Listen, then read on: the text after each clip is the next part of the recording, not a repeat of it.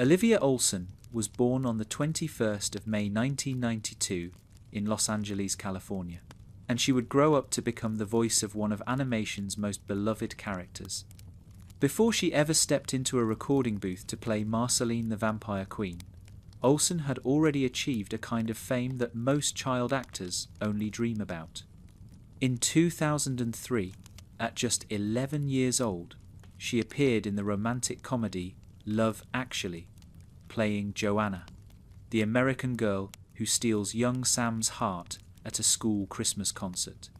She performed All I Want for Christmas Is You in that film, doing all her own singing, and the performance was so good that the filmmakers initially considered dubbing over her voice with a professional singer before deciding her natural talent was exactly what the scene needed. That early film role demonstrated something that would become central to Olson's career: the ability to combine acting and music in a single performance. She was not just delivering lines. She was performing, bringing emotional truth to a song in a way that connected with audiences.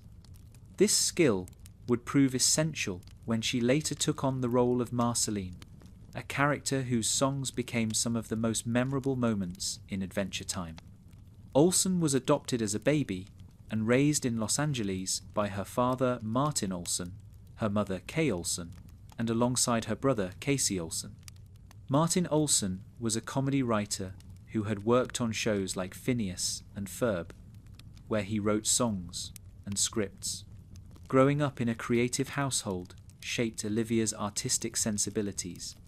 She has spoken about how her father was always pushing her to pursue creative work, to write songs, to explore different forms of expression. The collaboration between father and daughter would eventually become a professional partnership on Adventure Time itself. Before landing the role of Marceline, Olson voiced Vanessa Doofenshmirtz on the Disney animated series Phineas and Ferb.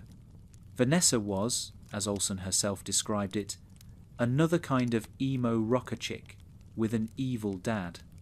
The character sang songs, had a dark aesthetic, and navigated a complicated relationship with her villainous father. When Pendleton Ward was developing Adventure Time and looking for a voice for Marceline, he asked his friend Martin Olson if he knew who played Vanessa on Phineas and Ferb. Ward wanted that specific voice, that specific energy, for his Vampire Queen. Reportedly, Ward did not know at the time that the actress was actually Martin Olson's daughter. The coincidence was perfect. When Olson came in to audition for Adventure Time, she initially read for Princess Bubblegum. The audition went well enough, but Ward had other plans. He asked her to read for Marceline instead, and when she did, he told her to stop trying to perform and just be herself. "Do you," he said. The writing of the character was strong enough that Olson could see who Marceline was immediately, and she brought her own personality to the role. The sass, the edge, the underlying vulnerability, these qualities came from Olson herself as much as from the scripts. Martin Olson later joked that his daughter's audition was a sham designed to please network executives, since Ward already knew he wanted her for the part. Whether or not that's entirely true, the casting proved inspired. Olson would voice Marceline for the entire run of Adventure Time, from 2010 to 2018, appearing in the Distant Land specials and returning for the Fiona and Cake spin-off series. The character and the actress grew together over nearly a decade of collaboration. Olson has spoken about how the character influenced her own life. She developed an extensive boot collection that she attributes to Marceline's fashion sense rubbing off on her. The character's confidence, her willingness to be weird and different and dark, became qualities that Olson embraced in her own identity. The influence went both ways, with Olson's personality shaping Marceline and Marceline's style shaping Olson. The musical demands of the role required Olsen to adapt her natural singing voice. She is trained in rhythm and blues, and tends toward what she calls Mariah Carey runs, elaborate vocal flourishes that showcase technical skill. When she recorded the Fry song, one of Marceline's earliest musical numbers, the production team told her to tone it down. Marceline is a rocker chick, they explained. Her songs are personal, almost like poetry, not polished performances. Olsen had to learn to sing imperfectly on purpose, to let the emotion come through without the ornamentation.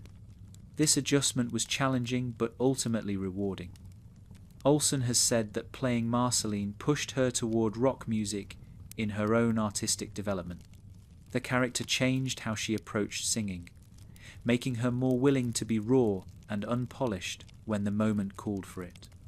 At comic conventions, fans often ask her to sing Marceline's songs, and then comment that she does not sound quite like the character. Olsen has to explain that her natural voice is different from her Marceline voice, that the character required specific choices she does not make when singing as herself. Olsen's father, Martin, was eventually cast as Hunson Abadir, Marceline's demonic father who rules the Nightosphere. This casting created a unique situation where the real-life father and daughter were playing a fictional father and daughter, exploring themes of parental absence, misunderstanding, and complicated love. Olsen has said that writing about Marceline's relationship with her two father figures, Hunson and Simon Petrikov, connected to her own experience of being adopted. She put her own emotions about wondering where she came from, while having deep attachment to a different father figure into the work. Her dad, she said, is more like her Simon than her Hunson Abadir. The collaboration between Olivia and Martin Olsen extended beyond voice acting. When Cartoon Network commissioned the Adventure Time Encyclopedia, Martin wrote the book in the voice of Hunson Abadir, and Olivia provided handwritten notes in the margins where Marceline corrects her father's mistakes. The notes were partly calculated jokes and partly real corrections that Olivia had given her father while fact-checking the manuscript. This playful dynamic between parent and child carried over into their next project, the Enchiridion and Marcy's super-secret scrapbook, which Olivia co-wrote with her father. The book gave Olsen creative control over Marceline's backstory in ways that voice acting alone could not. She wrote Marceline's childhood diary entries in first person, channeling the character's voice through prose rather than performance. The experience of writing as Marceline deepened Olsen's connection to the character and expanded her creative range. Adventure Time gave her opportunities to grow from actress to writer, just as it gave her father opportunities to grow from writer to actor. Olsen has attended countless comic conventions over the years, meeting fans who grew up with Marceline and found meaning in the character's story. She has spoken about young girls approaching her to say they love Marceline because she is not afraid to be weird and different and dark. The character gave them permission to embrace parts of themselves they might otherwise hide. Olsen takes pride in voicing a character that pushed boundaries, that showed viewers a woman who was confident in who she was without caring what others thought. The 7 years Olsen spent playing Marceline through the original series run created a bond between actress and character that few voice actors experience. She watched Marceline grow from a mysterious side character to a central figure whose history connected to the deepest themes of the show. She sang songs that made audiences cry. She delivered lines that became fan favorites. The character became part of her identity in ways she did not anticipate when she first walked into that audition. Marceline the Vampire Queen did not appear in the original Adventure Time pilot that Pendleton Ward created in 2007, but the groundwork for her character existed in the series pitch book from the beginning. Ward always intended for Adventure Time to have complex female characters, and Marceline was designed to fulfill that vision. He explained his approach in interviews, saying that with female characters, it's easy to either write them as clichés or write them as the extreme opposite of those clichés. Instead, he tried to give them faults and strengths just like Finn and Jake have. Marceline was meant to be fully realized from the start, not defined by her gender, but by her personality. The name Marceline comes from a childhood friend of Ward's named Marie, whose middle name was Marceline. Ward described Marie as someone who likes the horror movie Psycho and wears dark clothing. This real person provided the initial inspiration for the character's aesthetic and sensibility, though Marceline evolved far beyond that starting point as the show developed. The connection to a real person gave the character grounding, even as she became a 1,000-year-old vampire queen with cosmic significance. The visual design for Marceline was created by Ward with refinements by Phil Rinder, who served as lead character designer for the first 2.5 seasons of Adventure Time. Visually, Marceline has long black hair that flows dramatically, grey-blue skin, and pointed ears that mark her as supernatural. She rarely walks on the ground, preferring to float when she travels, moves, and even sleeps. This floating movement became one of her most distinctive visual characteristics, setting her apart from other characters and emphasizing her otherworldly nature. Unlike most characters in Adventure Time, Marceline wears different outfits in nearly every episode. Ward explained this choice simply. "Girls own more than one outfit," he said. This small decision had significant implications for the character's visual identity. While Finn always wears his blue shirt and shorts, while Jake is always naked yellow dog, Marceline expresses herself through fashion. Olsen has said she would sometimes have to stop recording to admire the unique designs the art team created for Marceline in each episode. The fashion became part of the character's appeal. Rinder called Marceline probably his favourite character in the series because she was just really fun to draw. The varying outfits gave artists freedom to experiment, and different storyboard artists would leave their own sensibilities in how they drew her. Her physical size and shape would change slightly depending on who was drawing her, which Rinder considered one of the coolest parts of animating the character. Each artist brought something personal to Marceline's appearance. Marceline made her debut in the first season episode Evicted, which aired on the 12th of April 2010. In that episode, she functions as an antagonist, forcing Finn and Jake from their treehouse home by claiming it as her own. She appears frightening and villainous at first, playing on vampire tropes to intimidate the heroes. But the episode ultimately reveals that she is more mischievous than malicious. She just wanted a place to stay and thought scaring them would be fun. By the end of the episode, the conflict is resolved and the foundation for friendship is laid. Ward stated in 2010, near the start of the series, that Marceline was his favourite character because he did not know everything about her yet. The mystery surrounding her history made her compelling to write. He found her mysterious and cool precisely because there was so much left to discover.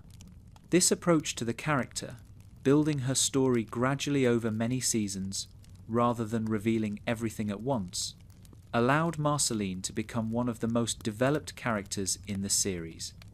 The production crew encouraged writers to put their own life experiences into Marceline episodes. When Rebecca Sugar joined the writing staff, she began creating stories that drew from her personal history, imbuing Marceline with emotional depth that resonated with audiences. Sugar's work on the character helped transform Marceline from a cool side character into a central figure whose backstory connected to the deepest themes of the show. In the series Bible, the original planning document for Adventure Time, Marceline is described as being friendly rivals with Princess Bubblegum. This initial conception would evolve dramatically as the show developed, with their rivalry transforming into something far more complex and emotionally charged. The writers took that seed of tension between the characters and grew it into one of the most celebrated relationships in animation history.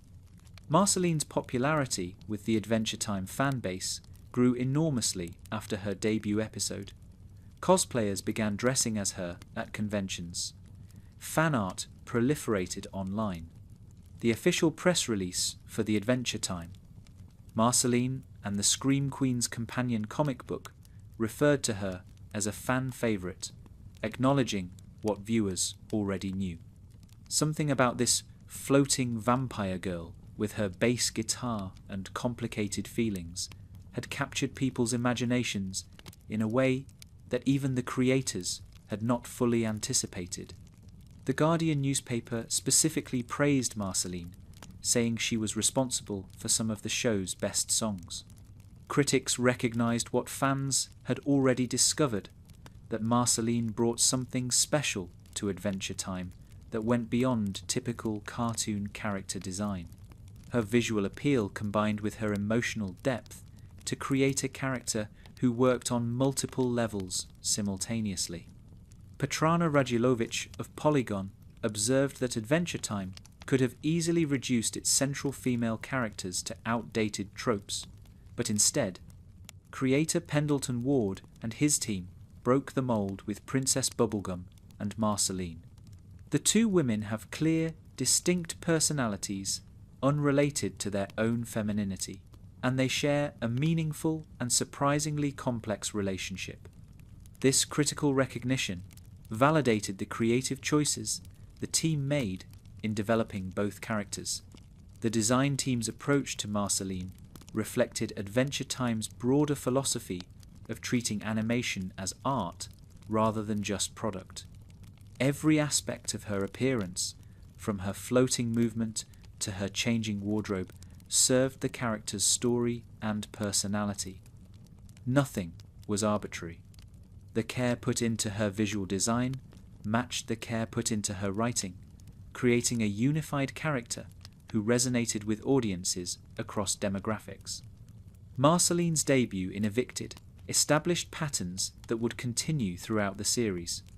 She appeared threatening, then revealed hidden depths.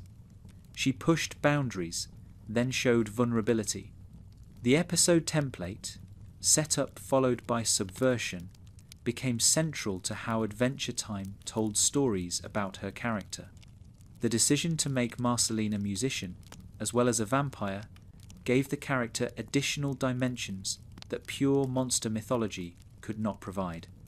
She expresses herself through bass, guitar, and voice, channeling emotions into songs that reveal her inner life. This artistic side humanizes her supernatural nature, making her relatable despite being a 1,000-year-old immortal creature. Ward's commitment to making Marceline complex paid off in critical and commercial terms. The character became central to merchandise sales, appeared in video games, and received her own miniseries.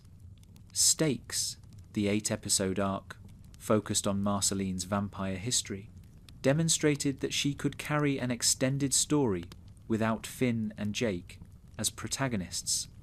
The show trusted her enough to build entire narratives around her perspective. The floating animation style created for Marceline required specific techniques that the art team developed over time. Her hair flows constantly as if underwater, adding visual interest to every scene she appears in. The animators found that her floating gave them freedom to compose shots differently than they could with grounded characters, leading to creative choices that enhanced the show's visual language overall. Marceline is over 1,000 years old, making her one of the oldest characters in Adventure Time, and a survivor of events that shaped the entire world. Her age was established through various episodes that revealed she was a young child, approximately 7 years old, when she first met Simon Petrikov 996 years before the events of the main series. This timeline places her birth sometime before the Mushroom War, the cataclysmic conflict that destroyed human civilization and transformed the world into the land of Ooo. Marceline was born to a human mother named Elise and a demon father named Hunson Abadir. Elise has been voiced by Rebecca Sugar and Erica Luttrell in different episodes, and her presence in Marceline's backstory adds crucial context to who Marceline is. Marceline is half human and half demon, a hybrid being caught between worlds even before she became a vampire. Her humanity comes from her mother, while her demonic powers and her connection to the nightosphere come from her father. The Mushroom War was a nuclear conflict that devastated the planet, killing most of humanity and creating the conditions for magic to return to the world. The show has revealed pieces of this history gradually, using Marceline's memories as a window into what the apocalypse looked like on the ground. In the Distant Lands special Obsidian, flashbacks show Elise dying from what appears to be radiation poisoning, coughing up blood as she and young Marceline search for a fallout shelter called the Clubhouse. When Marceline finally reaches the shelter, she finds the bunker door open and the skeletal remains of its inhabitants inside. The shelter failed to protect anyone. After losing her mother, Marceline was alone in the ruins of civilization. The episode, I Remember You, which aired in 2012, revealed that Simon Petrikov discovered her crying in the wreckage of a destroyed city. Simon was already transforming into the Ice King at this point, his magic crown slowly erasing his memories and sanity, but he still had enough of himself left to care for a lost child. He found a stuffed toy in a ruined toy shop and gave it to Marceline to comfort her.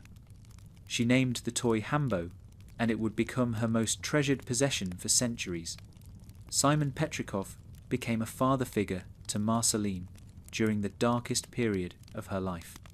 The episode Simon and Marcy, which Adam Muto described as the road for kids when pitching it to Cartoon Network, shows them surviving together in the post-apocalyptic wasteland.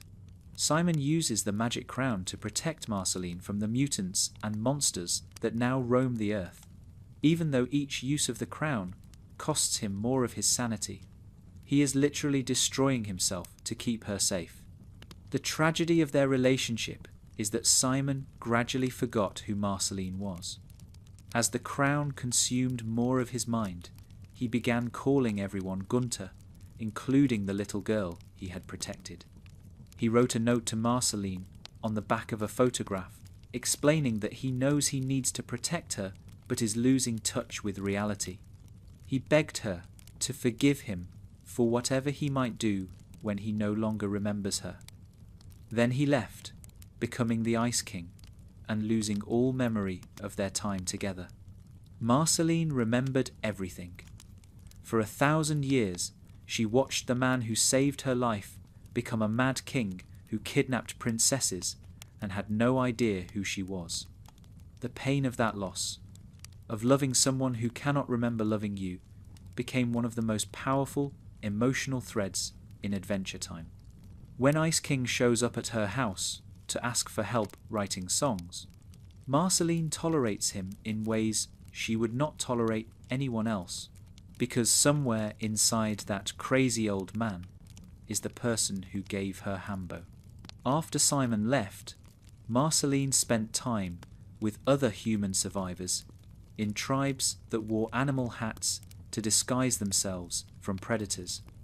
The Stakes miniseries revealed that she became a vampire hunter during this period, protecting the remaining humans from the vampires who emerged after the war.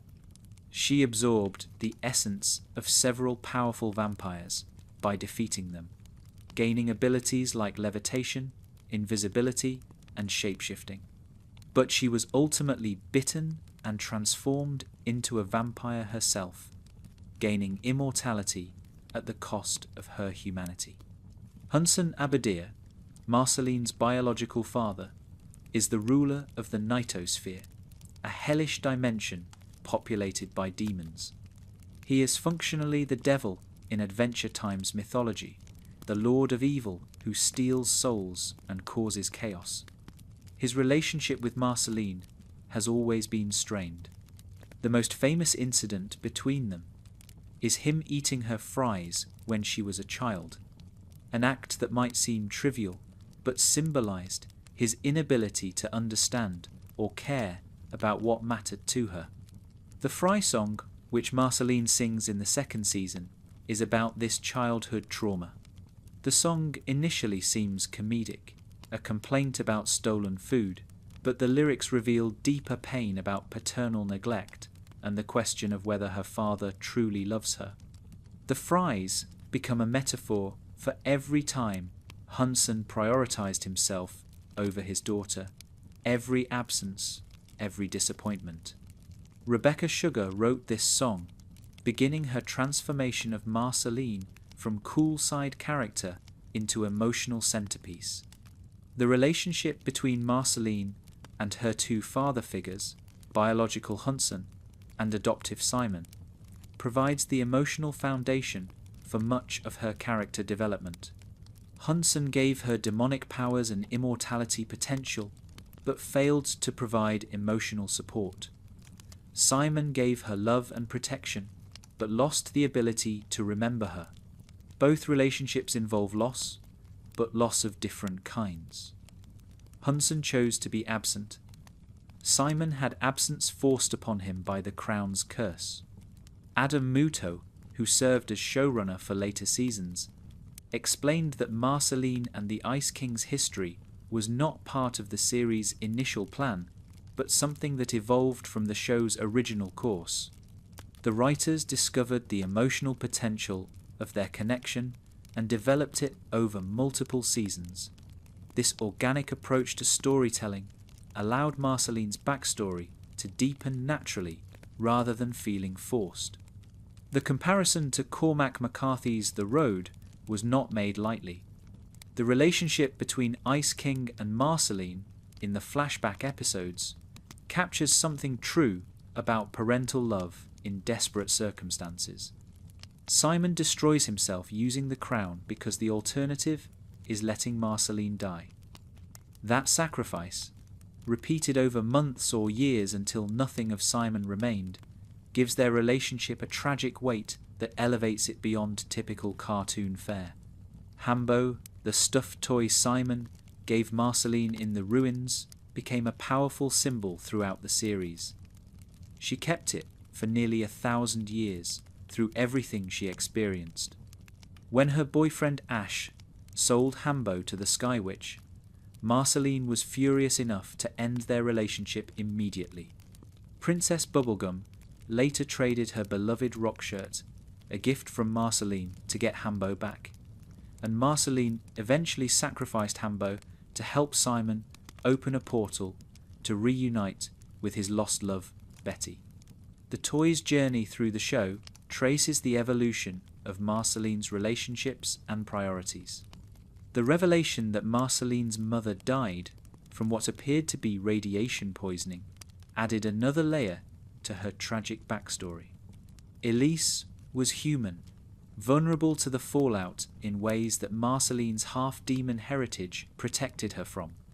Watching her mother die would have been traumatic enough, but finding the failed shelter with its skeletal occupants showed young Marceline that safety was an illusion. The world offered no protection. Survival would require strength she would have to find within herself.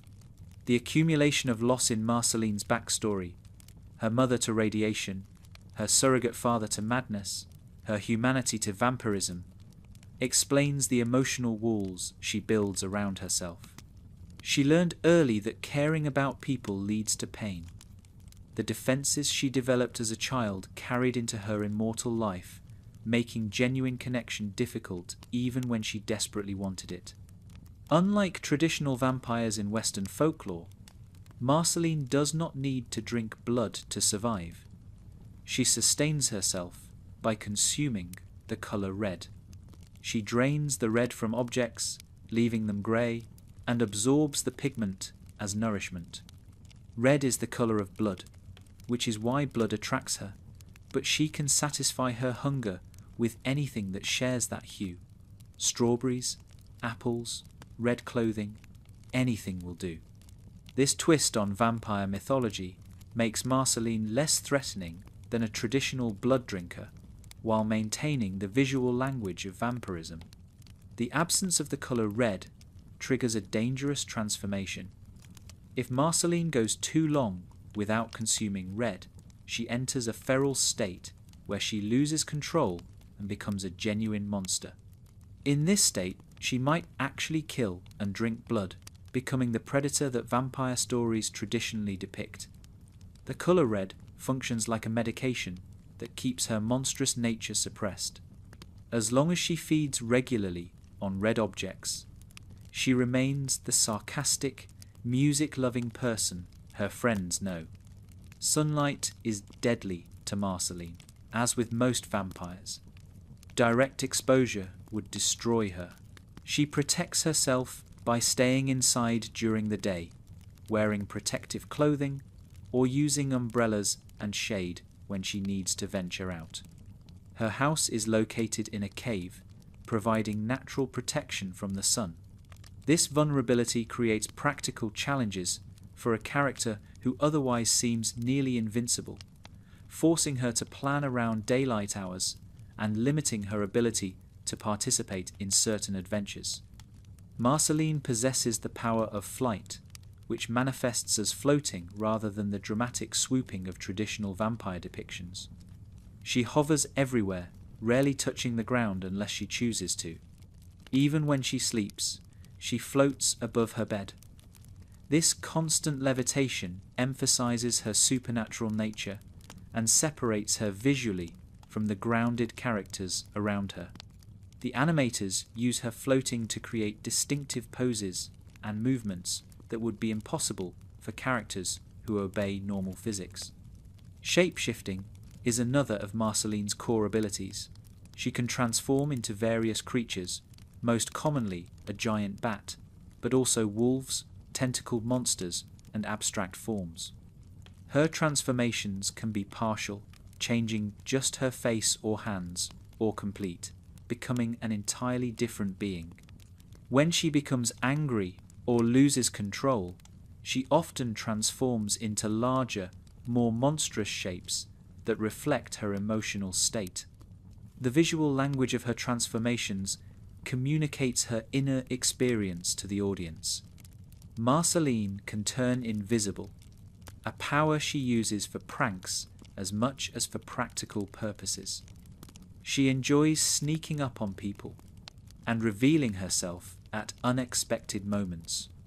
The invisibility connects to her mischievous personality, giving her tools for the kind of playful scares she delights in. It also serves as a reminder that she is never quite what she appears to be, that there are always hidden dimensions to her character. The healing ability Marceline possesses allows her to recover from injuries that would kill normal beings. She can regenerate from significant damage, though the process is not instantaneous.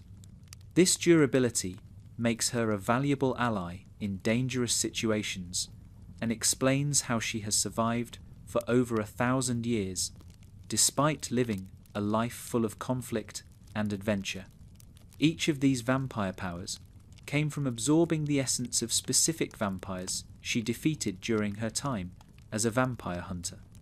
The Stakes miniseries revealed this origin, showing that her abilities were earned rather than simply given. She fought and killed powerful vampires, taking their strengths as her own. The Vampire King, the Fool, the Empress, the Hierophant, and the Moon each contributed different aspects of her power set. When she absorbed the Vampire King, she became a vampire herself. The Stakes miniseries explored what would happen if Marceline lost her vampire powers. Princess Bubblegum developed a scientific method to extract the vampires Marceline had absorbed, potentially curing her of vampirism entirely. The procedure worked, releasing the essences of the vampires as separate entities that Marceline had to defeat again. In the end, she was bitten once more and became a vampire again. But the experience changed her relationship with her condition. She no longer saw vampirism as purely a curse, but accepted it as part of who she had become. Marceline's bass guitar is actually a family heirloom battle axe that she converted into a musical instrument. The weapon belonged to her family before the Mushroom War, and transforming it into an instrument represents her choice to create rather than destroy. She plays it throughout the series, using it for her songs and occasionally reverting it to weapon form when combat requires. The dual nature of the object reflects Marceline's own duality, the warrior and the artist, coexisting in the same person. She owns 5 bass guitars in total, including 1 acoustic bass, and also plays a banjolele that appeared in the Daddy's Little Monster episode. During the Elements miniseries, she played a candy banjo.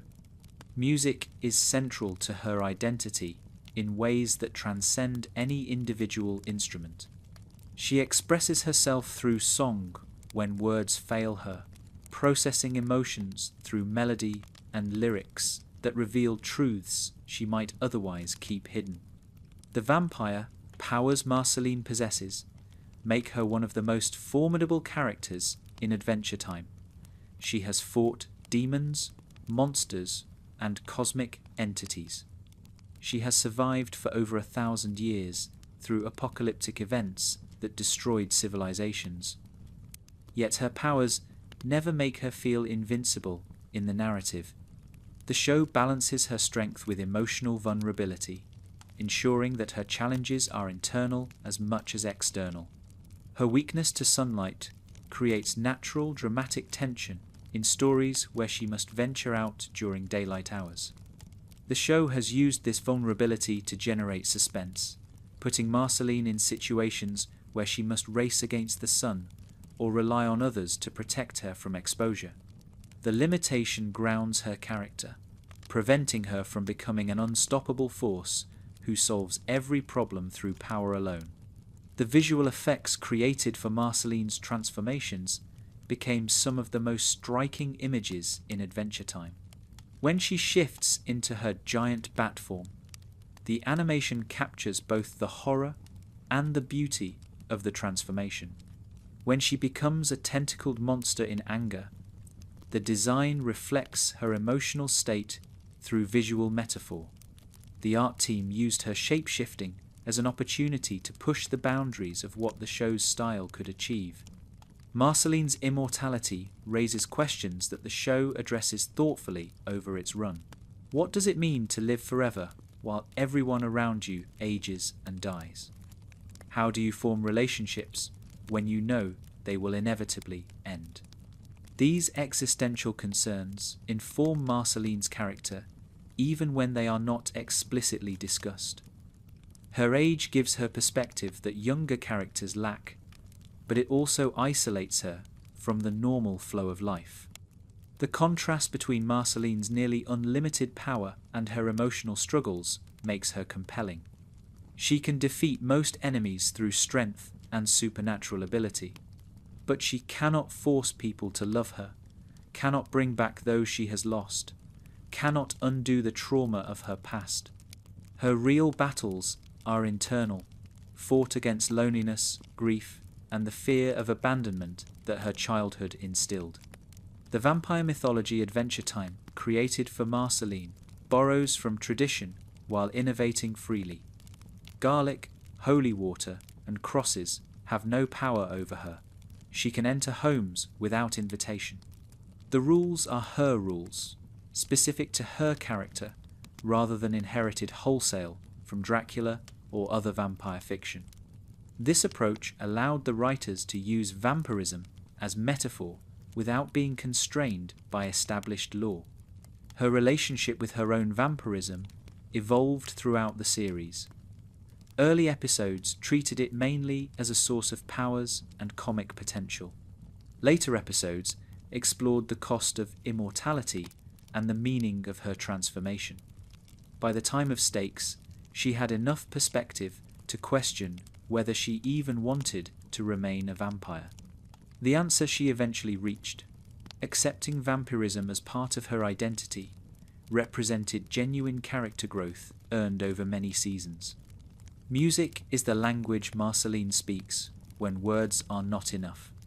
Throughout Adventure Time, her songs reveal emotions she cannot express through ordinary conversation. The production team recognized this early, building musical numbers into episodes that focused on her character and using those songs to advance both plot and emotional understanding. Rebecca Sugar, who worked as a storyboard artist and writer before leaving to create Steven Universe, wrote many of the most beloved Marceline songs, drawing from her own experiences to give the character authentic feeling. The Fry song was Marceline's first major musical moment, appearing in the second season episode It Came from the Nightosphere. The song seems comedic on its surface, a complaint about her father eating her French fries, but the lyrics probe deeper questions about parental love and neglect. The fries become a symbol for everything Hunson failed to give her, every moment of inattention, every prioritization of himself over his daughter. Sugar wrote the song, establishing the template for how Marceline would use music to process trauma. I'm Just Your Problem appeared in the third season episode What Was Missing and became one of the most analysed songs in Adventure Time history. Marceline sings it to Princess Bubblegum during a confrontation, and the lyrics hint at a complicated past between them. The song shifts from aggressive rejection to vulnerable longing, revealing that Marceline's hostility masks deeper hurt. Sugar has said she drew from her own breakup experience to write the song, putting real emotion into fictional characters. The song was difficult to write precisely because it came from genuine feeling. Sugar channeled her own pain about a relationship that ended badly, translating personal experience into something that resonated with audiences. Olivia Olsen's performance matched the song's emotional complexity, starting harsh and aggressive before softening into something more like a plea. The combination of Sugar's writing and Olsen's delivery created a moment that fans dissected for years. Remember You. From the fourth season episode I Remember You, duets Marceline with the Ice King as they write a song together. The episode reveals their shared history, showing that Simon Petrikov once cared for young Marceline before the crown erased his memories. The song functions simultaneously as collaboration and confrontation, with Marceline trying to make Ice King remember who he used to be while he remains oblivious to their connection. Critics called I Remember You one of the most intense things they had seen in any medium, let alone a children's cartoon. The final flashback scene, showing Simon finding crying Marceline in the ruins and giving her Hambo, combined with the song's emotional weight, left lasting impressions on viewers. The episode demonstrated that Adventure Time could achieve genuine dramatic power while remaining true to its cartoon roots. Everything Stays was written for the Stakes miniseries and performed by Rebecca Sugar herself as the voice of Marceline's mother Elise.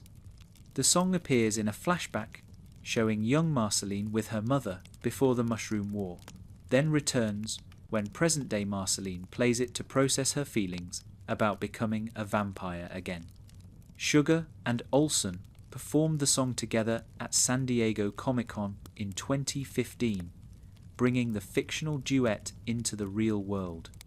The song explores how things change and stay the same simultaneously, how the passage of time transforms us while leaving something essential intact. For Marceline, who has lived over 1,000 years, this theme resonates profoundly. She has watched everything change around her while she remained frozen as a vampire. The song captures both the loss and the continuity that define immortal existence. Olsen has spoken about how different Adventure Time's musical approach was. from her experience on Disney shows. Where Disney songs were theatrical, almost like Broadway performances, Marceline's songs feel personal and poetic. They do not need perfect structure or polished delivery. They need truth. The imperfection is part of the appeal, suggesting genuine emotion rather than performed entertainment. The musical legacy Marceline leaves includes dozens of songs across the series, from silly throwaway numbers to profound explorations of grief and love. She plays bass, guitar, banjolele, and various other instruments. She writes her own material and performs it with the kind of raw honesty that makes audiences feel they are hearing something private. Music is how she communicates what matters most. The Guardian newspaper specifically singled out Marceline as responsible for some of Adventure Time's best songs. This critical recognition acknowledged what fans already knew. The songs elevated the show beyond typical cartoon fare, giving it emotional depth that lingered long after episodes ended. When people remember Adventure Time years later, Marceline's music is often what they remember first. The recording process for Marceline's songs differed from typical voice acting sessions. Olsen would receive the songs ahead of time, practice them, and then perform them in the booth with the emotional intensity the scenes required. The intimacy of the recording environment allowed her to deliver performances that felt genuinely vulnerable, as if listeners were overhearing something private. Sugar's departure from Adventure Time to create Steven Universe did not end the show's musical tradition with Marceline. Other writers continued creating songs for her, maintaining the emotional honesty that Sugar had established. The character's musical identity was strong enough to survive the transition, with later seasons continuing to use songs as windows into her inner life. The influence of Marceline's music extends beyond Adventure Time itself. Fans have created countless covers of her songs, posting them online and performing them at conventions. The songs have become part of internet culture, referenced and remixed by people who may never have watched a full episode. Marceline's music achieved a kind of cultural escape velocity, existing independently of its source. The emotional range of Marceline's songs demonstrates the character's complexity. She can be angry, sad, playful, nostalgic, romantic, or resigned, sometimes within a single song. The music allows the show to explore emotions that would be difficult to convey through dialogue alone. Singing gives Marceline permission to be vulnerable in ways she might otherwise resist. The bass guitar that Marceline plays throughout the series becomes an extension of her character. The instrument has a distinctive sound that the show's composers use to signal her presence. When her bass comes in, audiences know something important is about to happen. The musical motif became part of Adventure Time's audio identity. The vulnerability in Marceline's songs contrasts with her tough exterior in ways that make both more believable. She projects confidence and danger, but her music reveals doubt and longing. This contrast is true to human experience, where the faces we show the world often differ from what we feel inside. Marceline's songs give viewers access to her authentic self. The collaboration between songwriters and voice actors on Adventure Time created something greater than either could achieve alone. Sugar wrote from personal experience, Olsen performed with genuine emotion, and the animation team created visuals that matched the music's mood. The integration of all these elements made Marceline's musical moments transcend typical cartoon songs. The lasting impact of Marceline's songs on Adventure Time's legacy cannot be separated from the show's broader achievements. Music elevated the entire series, and Marceline's songs were often the most powerful examples.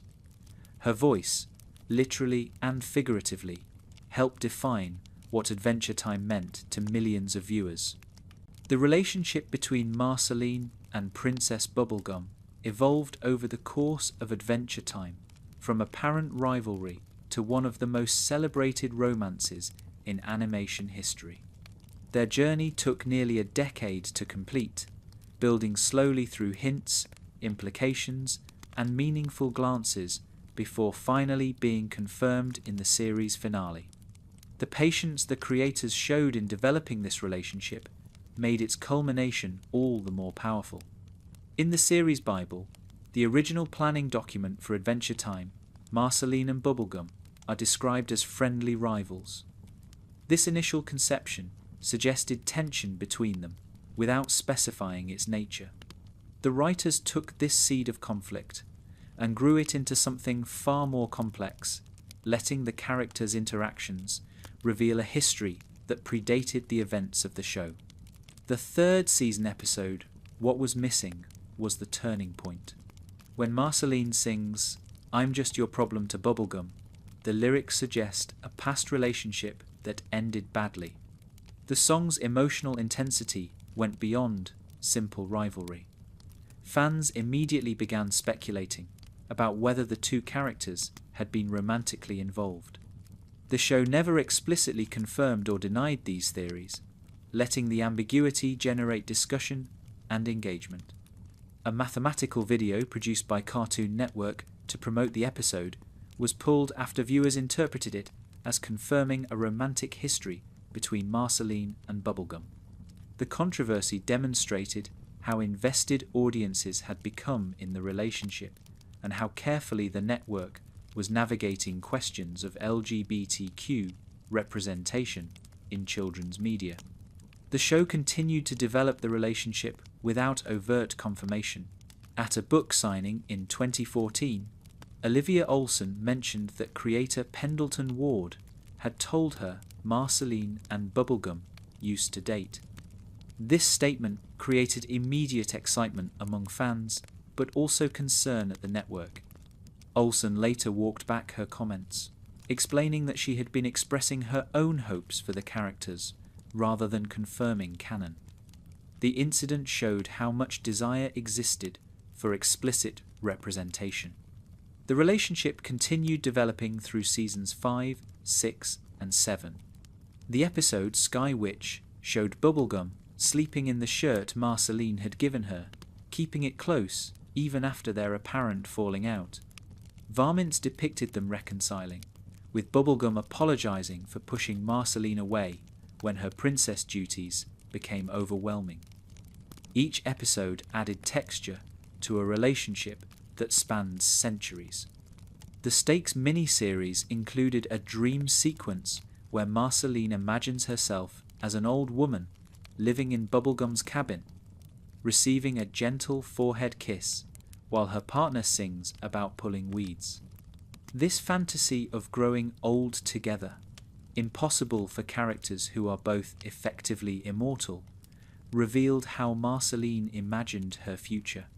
She wanted Bubblegum in it, wanted the domestic comfort of being together. The series finale, Come Along With Me, finally made the relationship explicit. When Marceline thinks Bubblegum has been fatally injured in the battle against Golb, she transforms into a giant monster form and attacks in a rage. When Bubblegum wakes up, Marceline rushes to her, and they share an on-screen kiss. The moment fans had waited nearly a decade for finally arrived. Executive producer Adam Muto explained that the kiss was not in the original outline. The script said Marceline and Bubblegum should have a moment, leaving interpretation to the storyboard artist, Hannah Kay. Nystrom, who boarded the scene, drew them kissing and wrote a note in the margin that said, "Come on," with an exclamation point. That was the only note. Muto could not argue with it. Muto credited Rebecca Sugar with building and nurturing the connection between Marceline and Bubblegum during her time on the show. The relationship evolved over time, he said, not part of the original pitch, but something that grew organically through the creative process. Sugar's own experiences as a queer woman informed how she wrote these characters, and her influence persisted even after she left to create Steven Universe. The finale montage showed Marceline and Bubblegum cuddling on a couch together, confirming that their relationship continued beyond the kiss. Fans dubbed the pairing Bubblin', a portmanteau that had circulated for years before becoming official canon. The confirmation was celebrated as a major moment for LGBTQ representation in children's media.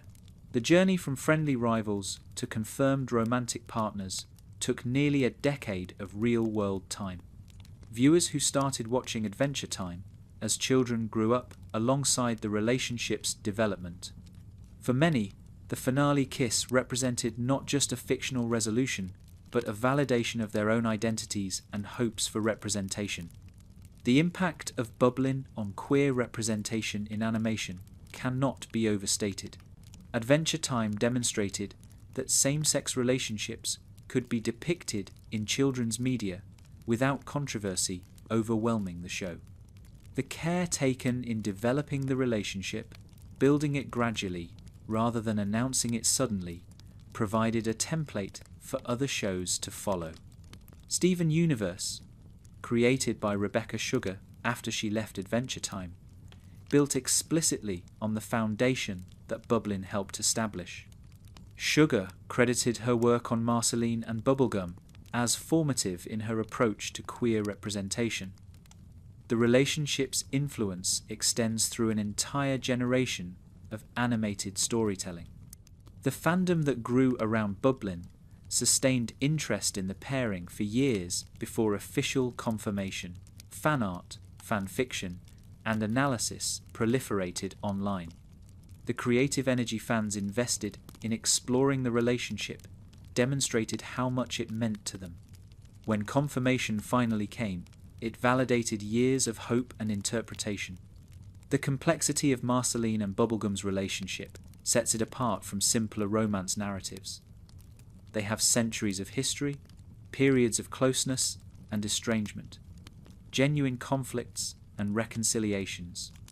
Their love is not presented as easy or inevitable, but as something that requires work and commitment to maintain. This realism makes it more meaningful than idealized romance. The Distant Lands special Obsidian focused entirely on Marceline and Bubblegum's relationship, showing them as an established couple dealing with challenges both internal and external. The special demonstrated that their story did not end with the kiss, but continued evolving. Their relationship, like all relationships, required ongoing attention and care. Obsidian also revealed more about Marceline's past, including her relationship with her mother and a previous romantic relationship that ended badly. The special showed that Bubblegum was not Marceline's first love, adding complexity to her romantic history. The pain of past relationships informed how she approached her current one. The representation that Bubblin' provides extends beyond simply showing two women in love. The relationship depicts the full range of romantic experience: attraction, conflict, reconciliation, commitment, and the ongoing work of maintaining connection. It treats queer love with the same depth and complexity that straight relationships receive in other media. The cultural impact of Bubblin' continues to resonate years after the series ended. Academic papers have been written about its significance. It appears in discussions of LGBTQ representation as a landmark example of what is possible in children's media. The relationship became part of how people think about queer visibility in animation.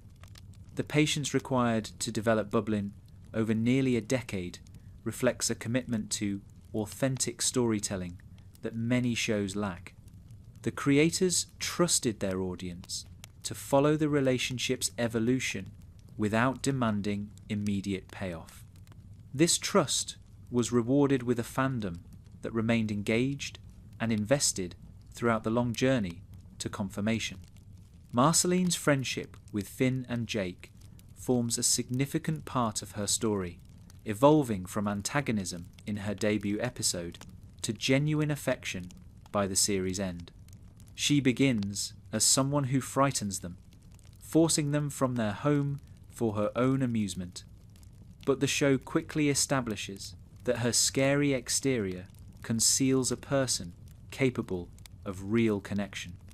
The friendship that develops becomes one of the most important relationships in her immortal life.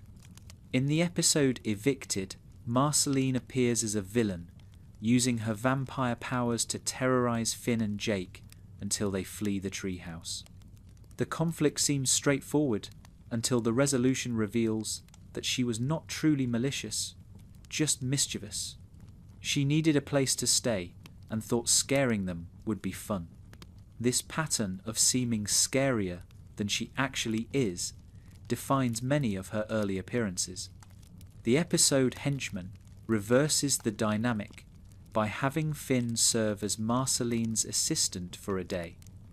He believes she is evil and expects to witness terrible acts. Instead, he discovers that she spends her time doing things like releasing a trapped spider and playing pranks that seem cruel but are actually harmless. The episode forces both Finn and the audience to reconsider their assumptions about her character. Jake's relationship with Marceline involves an additional layer of complexity. He is initially terrified of vampires, not because of anything Marceline specifically did, but because of his general fear of the supernatural. This fear creates comic tension in early episodes as Jake reacts with exaggerated terror to Marceline's presence. Over time, as he gets to know her, the fear fades into comfort. By the episode Memory of a Memory, Jake refers to Marceline as a friend without hesitation. The arc from terror to friendship happened gradually, built through accumulated interactions rather than a single transformative moment. Adventure Time excels at this kind of slow relationship development, letting viewers watch connections form organically over many episodes. Marceline's immortality creates an interesting dynamic in her friendships with mortal characters. Finn ages visibly over the course of the series, growing from a 12-year-old boy to a young adult. Marceline remains unchanged, fixed in the form she had when she became a vampire centuries ago. This asymmetry hangs over their friendship without being explicitly addressed in most episodes. The emotional weight of outliving friends becomes more apparent as the series progresses. Marceline has watched everyone she cares about die, everyone except other immortals, like Princess Bubblegum. Her friendship with Finn and Jake will inevitably end with their deaths while she continues existing. This knowledge colours her interactions with them, even when the tone is light. Finn's earnest heroism provides contrast to Marceline's cooler, more cynical demeanour. He believes in doing good and fighting evil without the complications that centuries of experience have taught her. His straightforward morality can seem naive to someone who has seen as much as Marceline has, but his sincerity also appeals to her, offering a simplicity that her own worldview lacks. The trust Finn and Jake place in Marceline, despite her vampiric nature and occasional malicious impulses, demonstrates their capacity for seeing beyond surfaces. They accept her complexity, embracing a friend who is sometimes scary, sometimes sad, sometimes silly, and always fundamentally good despite her protests otherwise. This acceptance matters to someone who has spent so long feeling like an outsider. Marceline's willingness to help Finn and Jake when they need her reveals her true character more clearly than any self-description could. She shows up when stakes are high, uses her considerable powers to protect them, and puts herself at risk for their sake. The friendship is not just pleasant companionship, but genuine commitment expressed through action. The trio dynamic allows for different kinds of stories than Marceline's relationship with Bubblegum. With Finn and Jake, she can be playful and adventurous in ways that her more fraught romantic history does not always allow. They bring out a lighter side of her personality, the part that enjoys music and pranks and exploring weird places in Ooo. This balance of relationships enriches her character. The generational difference between Marceline and Finn creates interesting storytelling possibilities. She has wisdom and experience that come from living over 1,000 years. He has enthusiasm and idealism that come from being young. Their friendship allows both to offer something the other lacks, creating mutual benefit rather than one-sided mentorship. Marceline's willingness to be vulnerable with Finn and Jake, sharing her music and occasionally her feelings, indicates the trust she places in them. She does not easily let people past her defences. The fact that she allows these two mortals into her inner circle speaks to the genuine connection they have built. The physical humour of Jake's reactions to Marceline provides comic relief that balances the show's heavier emotional content. His exaggerated fear, his stretchy body contorting in terror, gives audiences permission to laugh, even in episodes dealing with serious themes. The tonal variety enriches the overall viewing experience. Finn's development from a child to a young adult happens partially through his interactions with older characters like Marceline. She teaches him, sometimes explicitly and sometimes by example, that the world is more complicated than simple good versus evil narratives suggest. Her moral complexity helps him grow beyond childish thinking. The friendship that develops between Marceline and the brothers represents found family, chosen connections that matter as much as blood relationships. Marceline lost her biological mother, lost her surrogate father to madness, and has a complicated relationship with her demonic father. Finn and Jake offer her something she has not had in centuries: reliable, uncomplicated friendship. The contrast between Marceline's 1,000-year perspective and Finn's youthful optimism creates opportunities for both comedy and wisdom. She has seen empires rise and fall, watched species evolve and go extinct. He thinks getting a scrape on his knee is a big deal. The gap between their experiences provides endless material for stories. The episodes focused on Marceline, Finn and Jake together often have a lighter tone than her solo episodes or her scenes with Bubblegum. The friendship allows the show to remind audiences that Marceline, despite her tragic history, is capable of joy and silliness. She needs friends who can bring out that side of her. The loyalty Finn and Jake show Marceline, accepting her despite her vampiric nature and occasional frightening behaviour, models how friendship should work. They do not demand that she change or hide parts of herself. They accept the whole package, scary bits included.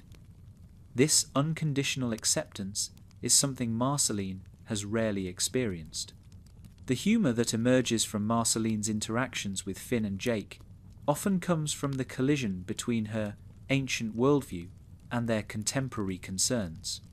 She has perspective they cannot imagine, having literally watched civilizations fall. They worry about things that must seem trivial from her vantage point. The comedy of this mismatch never gets old. Their friendship also provides Marceline with something to protect. When Finn or Jake are in danger, she has people worth fighting for beyond herself. This investment in mortal lives keeps her connected to the present moment, rather than drifting into the timeless detachment that might otherwise come with immortality. The dynamic between the three characters evolved naturally over the series, deepening as episodes accumulated. What began as a simple setup of heroes versus monster became a genuine friendship between people who understand and appreciate each other. This evolution mirrors how real friendships develop over time. The Stakes miniseries aired during Adventure Time's 7th season, comprising 8 episodes that focused entirely on Marceline and her vampire history. The miniseries format allowed deeper exploration of her backstory than regular episodes could provide, spending extended time on flashbacks, character development, and emotional resolution. Stakes became one of the most acclaimed portions of the entire series. The premise begins with Marceline deciding she no longer wants to be a vampire. After over 1,000 years of immortality, she wants to experience mortality again, to age and eventually die like everyone else. Princess Bubblegum, using her scientific expertise, develops a method to extract the vampire essence from Marceline, potentially curing her condition permanently. The extraction process releases the essences of the vampires Marceline absorbed when she was a vampire hunter. These essences reconstitute as separate beings, recreating the powerful vampires she once defeated. The Fool, the Empress, the Hierophant, the Moon, and finally the Vampire King all return, forcing Marceline to face her past in literal form. Each vampire represents something different, both in terms of powers and thematic meaning. Defeating them again requires Marceline to confront aspects of herself and her history that she had buried. The miniseries uses the Monster of the Week format to explore psychological and emotional territory, making the vampire fights about more than just action. The flashbacks throughout Stakes reveal Marceline's life in the centuries between the Mushroom War and the present day.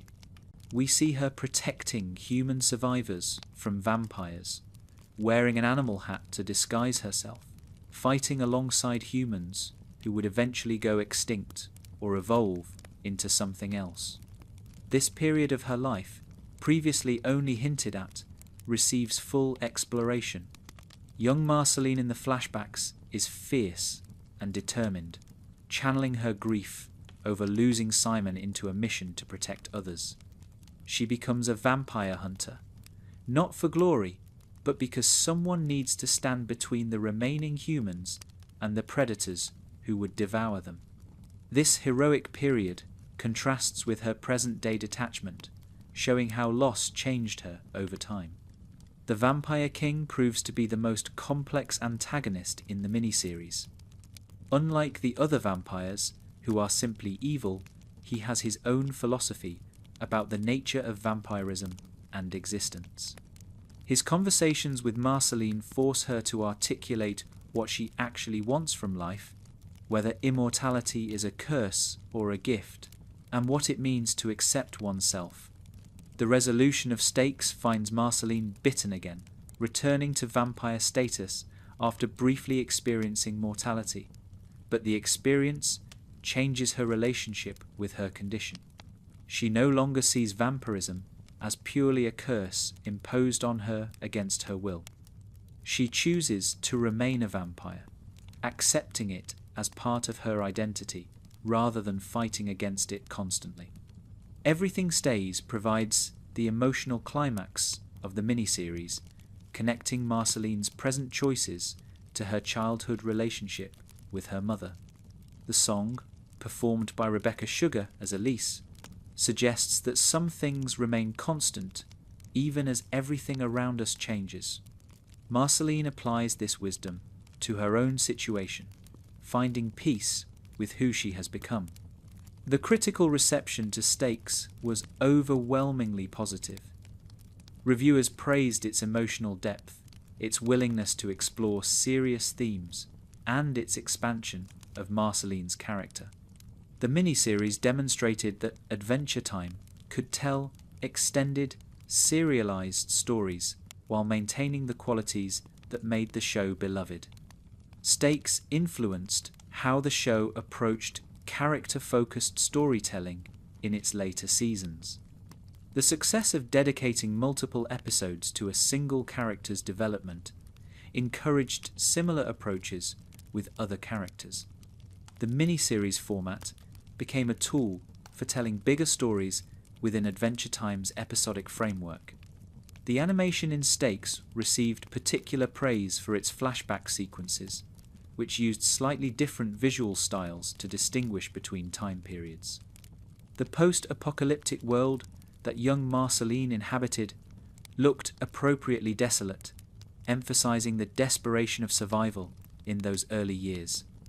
The contrast with present-day Ooo highlighted how much the world had changed. The voice performances throughout Stakes demonstrated the emotional range the actors had developed over years of playing these characters.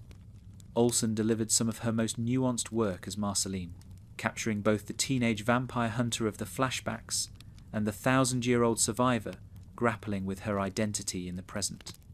The dual performance required distinct vocal approaches for what was technically the same character. The miniseries format allowed for narrative ambition that individual episodes could not sustain.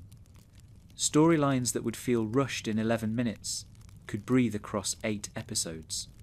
Character moments that might be cut for time in regular episodes received the attention they deserved.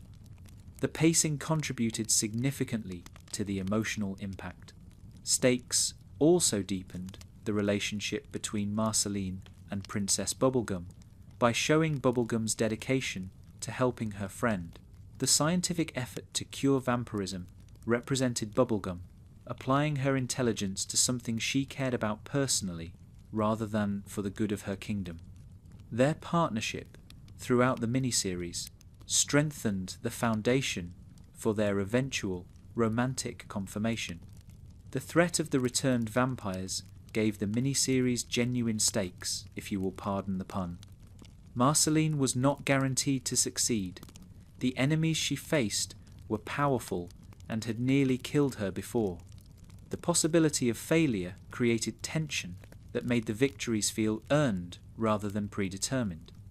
The thematic coherence of Stakes impressed critics and fans alike.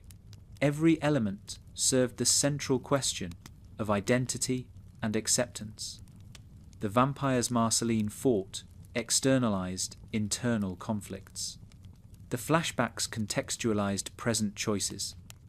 The resolution provided emotional catharsis that felt true to everything that came before. The miniseries stands as one of Adventure Time's greatest achievements. The success of Stakes demonstrated that Adventure Time could tell mature, serialized stories without abandoning its core identity. The miniseries was still funny, still weird, still recognizably the show fans loved. It simply added depth and ambition that episodic structure could not easily accommodate. The character development Marceline undergoes in Stakes carries forward into subsequent seasons. Her acceptance of her vampire identity, her confrontation with her past, her articulation of what she wants from existence, all of these inform how she behaves in later episodes. The miniseries was not just a detour, but a transformation. The legacy of Stakes extends beyond Adventure Time itself.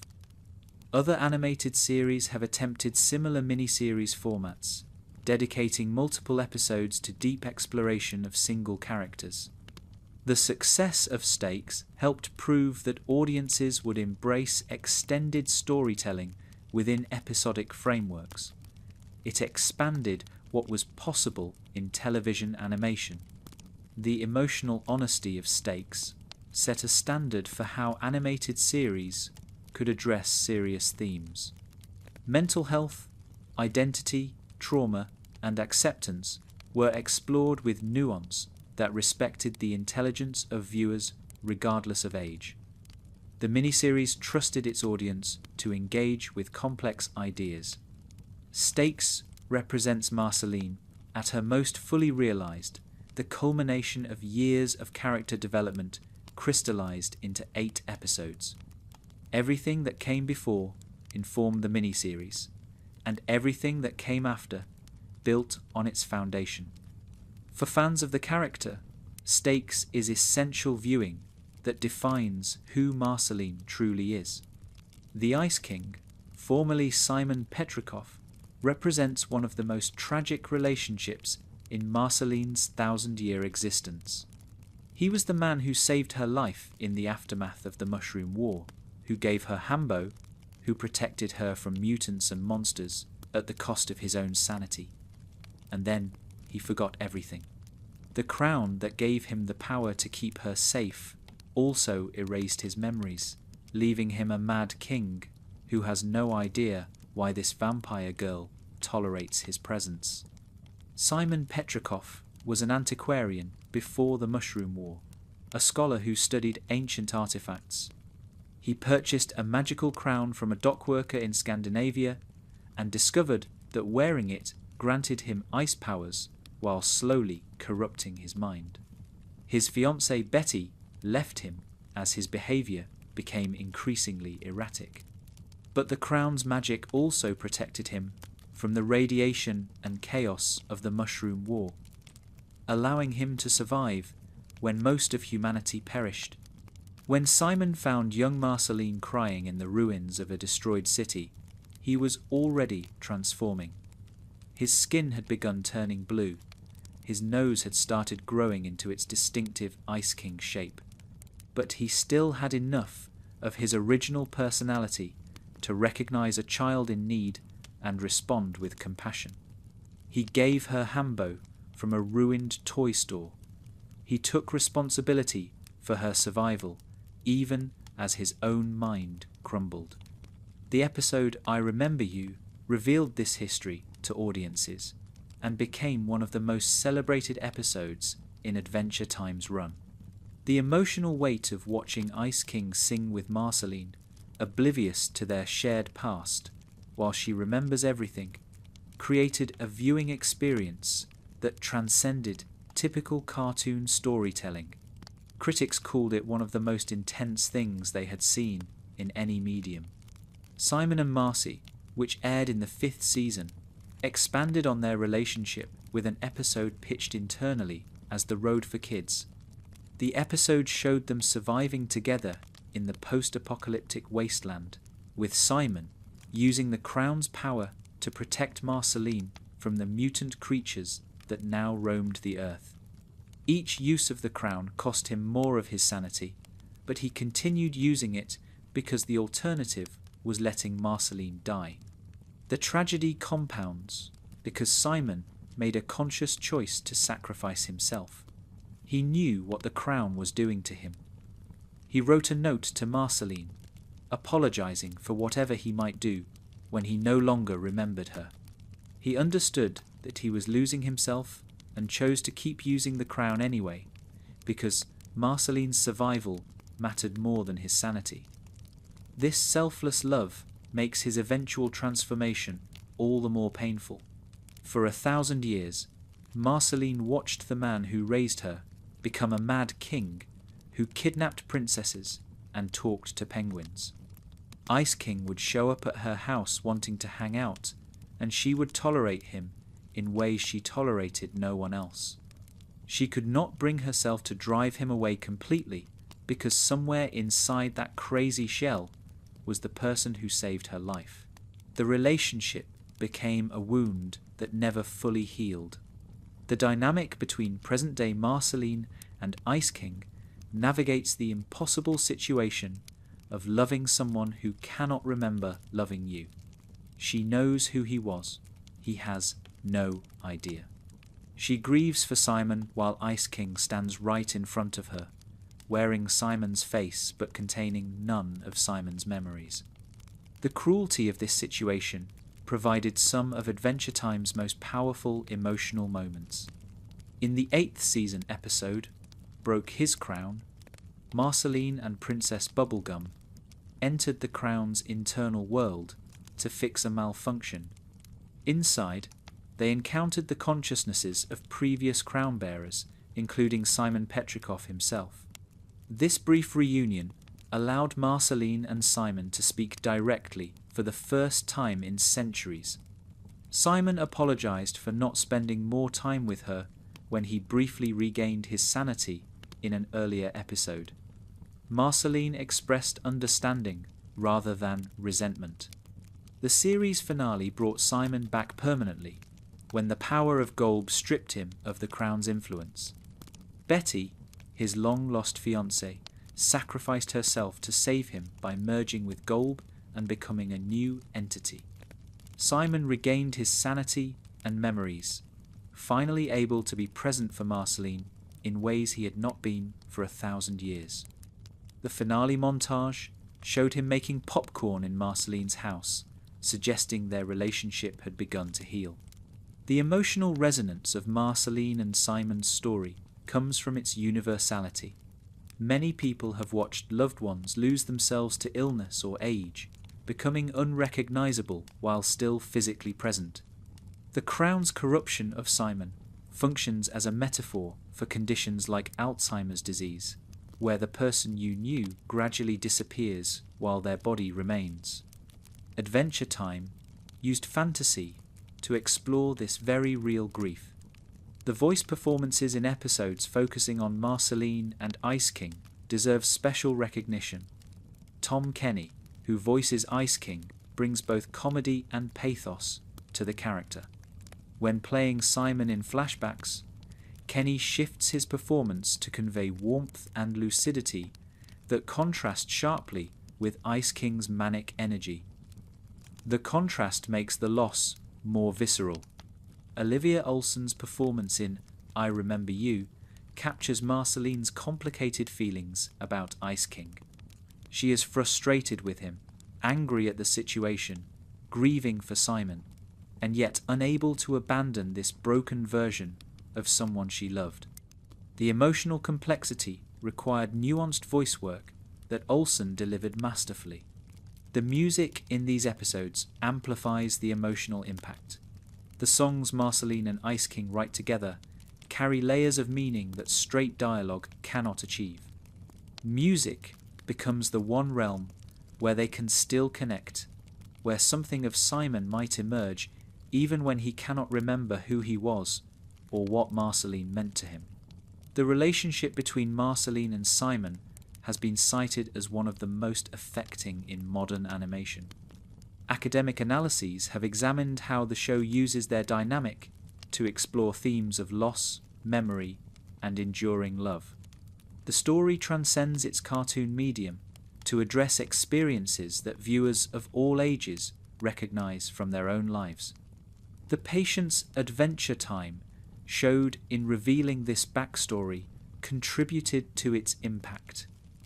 Simon's transformation was hinted at in early seasons before being fully explored in later ones. Audiences who had watched Ice King as pure comic relief discovered depths they had not anticipated. The slow reveal rewarded long-time viewers while making the emotional payoff more powerful. The crown itself functions as a character in Marceline and Simon's story. It is the source of his power, the cause of his madness, and the barrier between them. Understanding the crown's nature becomes essential to understanding their relationship. The magical artifact carries thematic weight beyond its plot function. Marceline's tolerance of Ice King when he visits her home shows how she navigates the impossible situation of loving someone who has forgotten her. She cannot have Simon back, but she cannot completely abandon what remains of him. The compromise she reaches, allowing Ice King into her life without expecting him to be Simon, represents a kind of acceptance born from exhaustion and love. The visual contrast between Simon in flashbacks and Ice King in the present reinforces the magnitude of his transformation. Simon appears warm, concerned, human. Ice King appears blue, wild-eyed, alien. The same character looks like two different people because, in every meaningful sense, he is two different people. Marceline lost Simon, but gained Ice King, and the exchange was not fair. The series finale's restoration of Simon provided resolution that had been building for years. When Golb stripped the crown's power from him, Simon returned to himself, finally able to be present for Marceline in ways he had not been for a millennium. The emotional payoff rewarded viewers who had invested in this storyline across multiple seasons. Marceline's relationship with her biological father, Hunsan Abadir, provides contrast to her bond with Simon Petrikov. Where Simon gave everything to protect her, Hunsan was absent, selfish, and unable to understand what his daughter needed. The demon lord of the Nightosphere represents a different kind of parental failure, one rooted in negligence rather than circumstance. Hunsan Abadir is functionally the devil in Adventure Time's mythology. He rules the Nightosphere, a hellish dimension populated by demons and the souls he has collected. His power is immense, his evil is legendary, and his relationship with his daughter is thoroughly broken. The tension between his cosmic importance and his domestic failures creates dark comedy that the show mines effectively. The most famous incident between Marceline and Hunsan involves French fries. When Marceline was a child, Hunsan ate her fries, an act she still resents centuries later. The triviality of the offence makes it seem absurd on the surface, but the fries symbolize every time Hunsan prioritized himself over his daughter. He could not even let her have a small thing she wanted. The fries represent a pattern of neglect that defined their relationship. The fry song, which Marceline performs in the episode It Came from the Nightosphere, processes this childhood wound through music. The song asks whether her father loves her, whether he even thinks of her, whether his casual cruelty reflects his true feelings. Rebecca Sugar wrote the song, establishing the pattern of using Marceline's music to explore her deepest emotional conflicts. Martin Olsen, Olivia Olsen's real-life father, voices Hunsan Abadir. This casting creates an interesting meta layer where a real father-daughter relationship informs a fictional one. Olivia has spoken about putting her own feelings about adoption into Marceline's story, exploring what it means to have complicated relationships with father figures. The personal connection adds authenticity to the performances. Hunsan's appearances in Adventure Time often involve him attempting to connect with Marceline while fundamentally misunderstanding her. He wants her to take over the family business of ruling the Nightosphere. He sees her musical talent as a sign she should be leading armies of demons. His pride in her accomplishments is real but misdirected, focused on things she does not value, rather than who she actually is. The episode Return to the Nightosphere and its continuation Daddy's Little Monster explore the dynamics of their relationship more fully. Hunsan gives Marceline an amulet that transforms her into a demonic overlord, essentially trying to force her into the role he wants her to play. Finn has to help free her from the amulet's influence. The episode ends with Marceline admitting that all she wants is for her father to understand her. This desire for understanding, rather than power or position, reveals what Marceline actually needs from Hunsan. She does not want his kingdom or his approval of her demonic potential.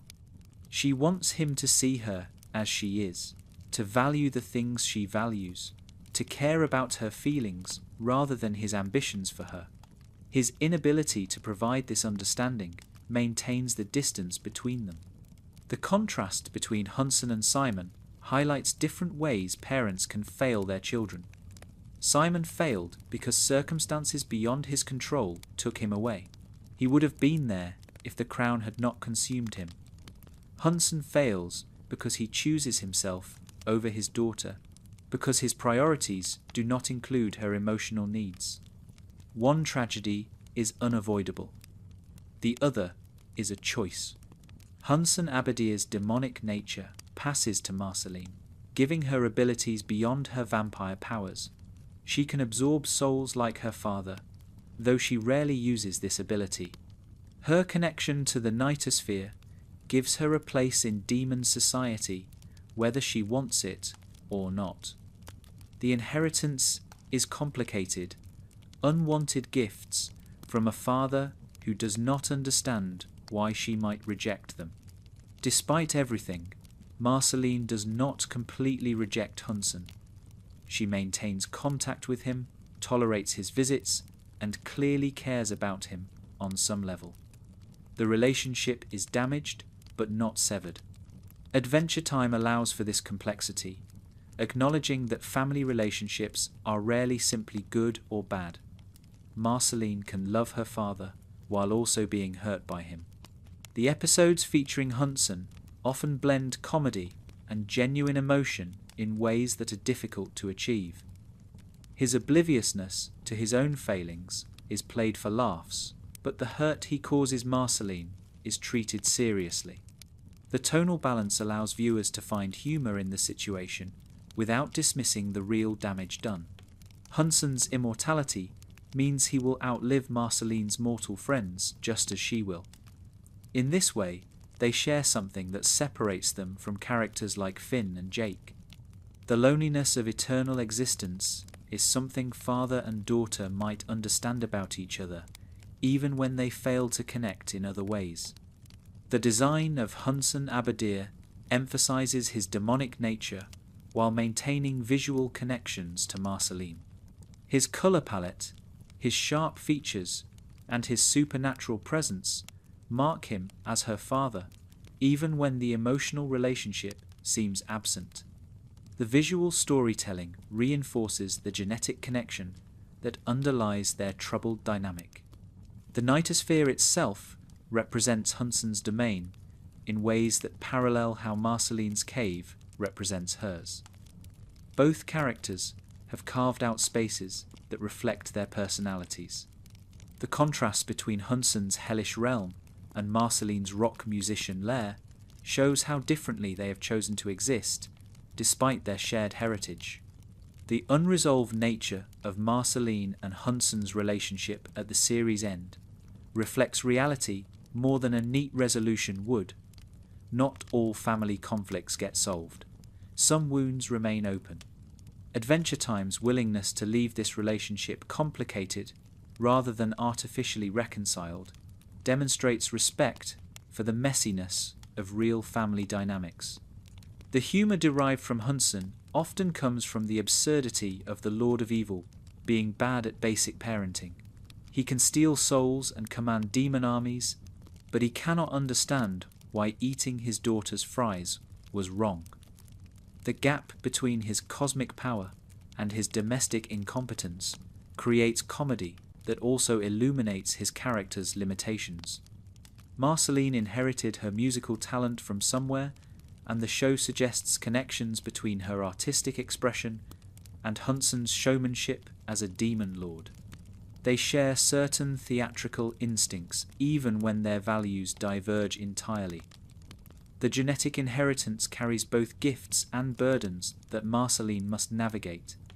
The nightosphere represents what Marceline could become if she embraced her demonic heritage fully. Hunson wants her to rule beside him, to become a power in the dimension he commands. Her rejection of this path represents a choice to define herself on her own terms, rather than accepting the identity her father offers. The refusal costs her his full approval, but preserves her autonomy.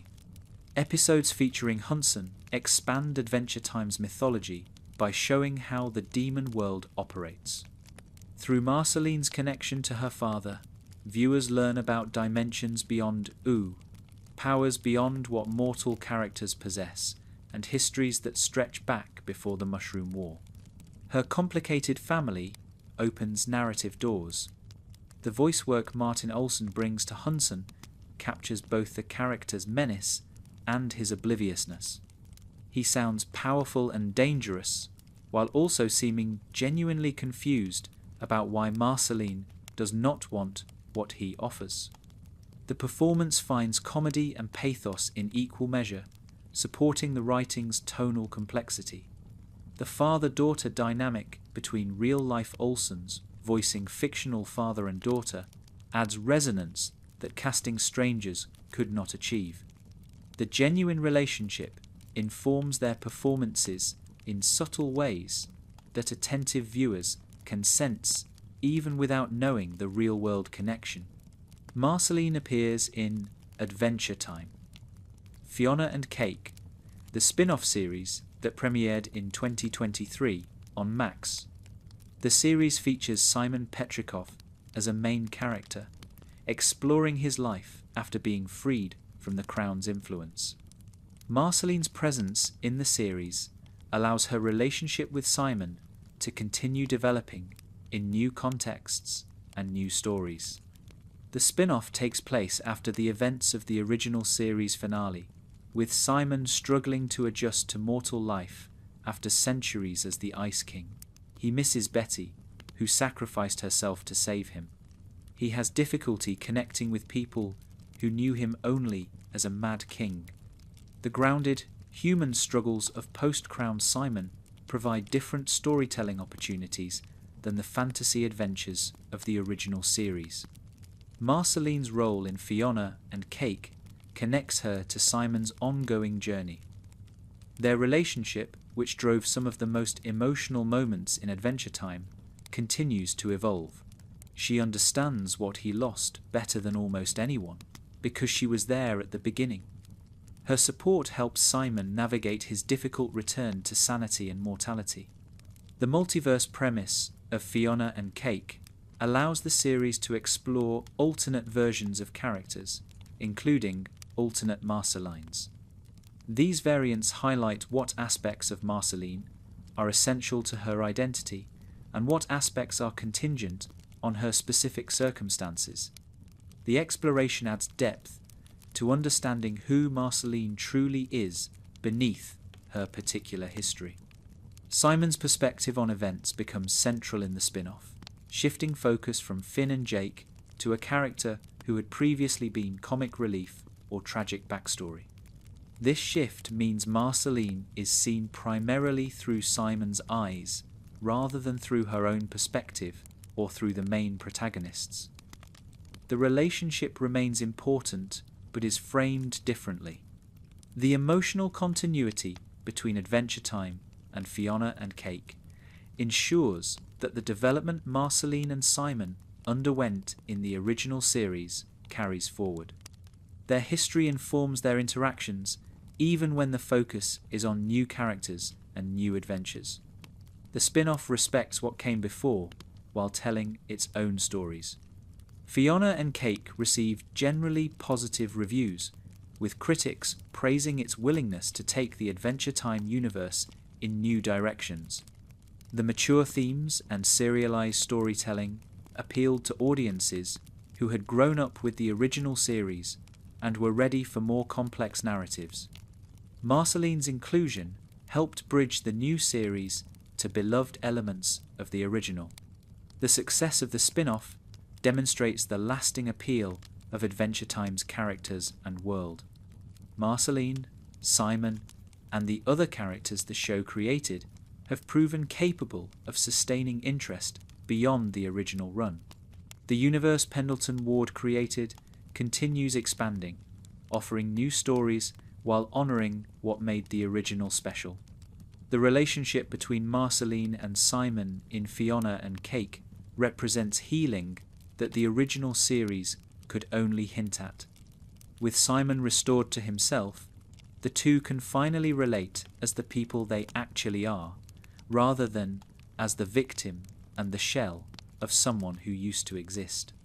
This resolution, earned over more than a decade of storytelling, satisfies emotional needs that viewers have carried since I Remember You first aired. For longtime fans of Adventure Time, seeing Marceline and Simon together in Fiona and Cake provides closure to one of the show's most affecting storylines. The patience the creators showed in developing this relationship, allowing it to unfold across years and multiple series, gives its resolution weight that rushed storytelling could never achieve. Marceline and Simon's story continues, because it still has things to say. The tonal shift between Adventure Time and Fiona and Cake reflects the different needs of the stories being told. Where Adventure Time balanced episodic adventures with ongoing mythology, Fiona and Cake commits more fully to serialized storytelling. Marceline's appearances in the spin-off reflect this different approach, serving the larger narrative rather than providing standalone character moments. The animation style of Fiona and Cake maintains visual continuity with Adventure Time while allowing for evolution. Marceline looks like herself, but exists in a show with slightly different aesthetic priorities. The balance preserves recognition while permitting creative growth. Simon's prominence in Fiona and Cake means that his relationship with Marceline is seen from his perspective more often than in the original series. This shift reveals aspects of their connection that Marceline-centric episodes might not have explored. His gratitude for her patience across centuries, his guilt about what the crown made him, his joy at finally being able to be present for her, all of these emerge more clearly. The existence of Fiona and Cake as a separate series, rather than a continuation of Adventure Time, allows it to take risks the original might not have. The storytelling is more mature, the themes are darker, and the emotional content is more explicitly adult. Marceline's presence bridges these two tones, a character who existed in both worlds. The critical and commercial performance of Fiona and Cake demonstrates that the Adventure Time universe retains cultural relevance years after the original series ended. Marceline's role in that continued relevance speaks to how effectively the character was created. She remains compelling because she was built to last. The themes Fiona and Cake explores, including identity, loss, and the search for meaning, resonate with Marceline's long-established character concerns. Her 1,000 years of existence have given her perspective on these questions that newer characters lack. When the spin-off addresses existential themes, Marceline can contribute wisdom earned through centuries of experience. The visual continuity of Marceline across Adventure Time and Fiona and Cake helps maintain audience connection to the larger franchise. Seeing familiar characters in new stories creates comfort while the new elements provide novelty. Marceline serves as an anchor point, a recognizable presence that assures viewers they are still in the world they love. The relationship dynamics possible in Fiona and Cake differ from those in Adventure Time because Simon is now himself. Conversations that were impossible when he was Ice King become possible with his restored sanity. Marceline can finally talk to the person who saved her rather than the shell that remained after the crown took him. The emotional stakes of Fiona and Cake carry weight because viewers have invested years in caring about these characters.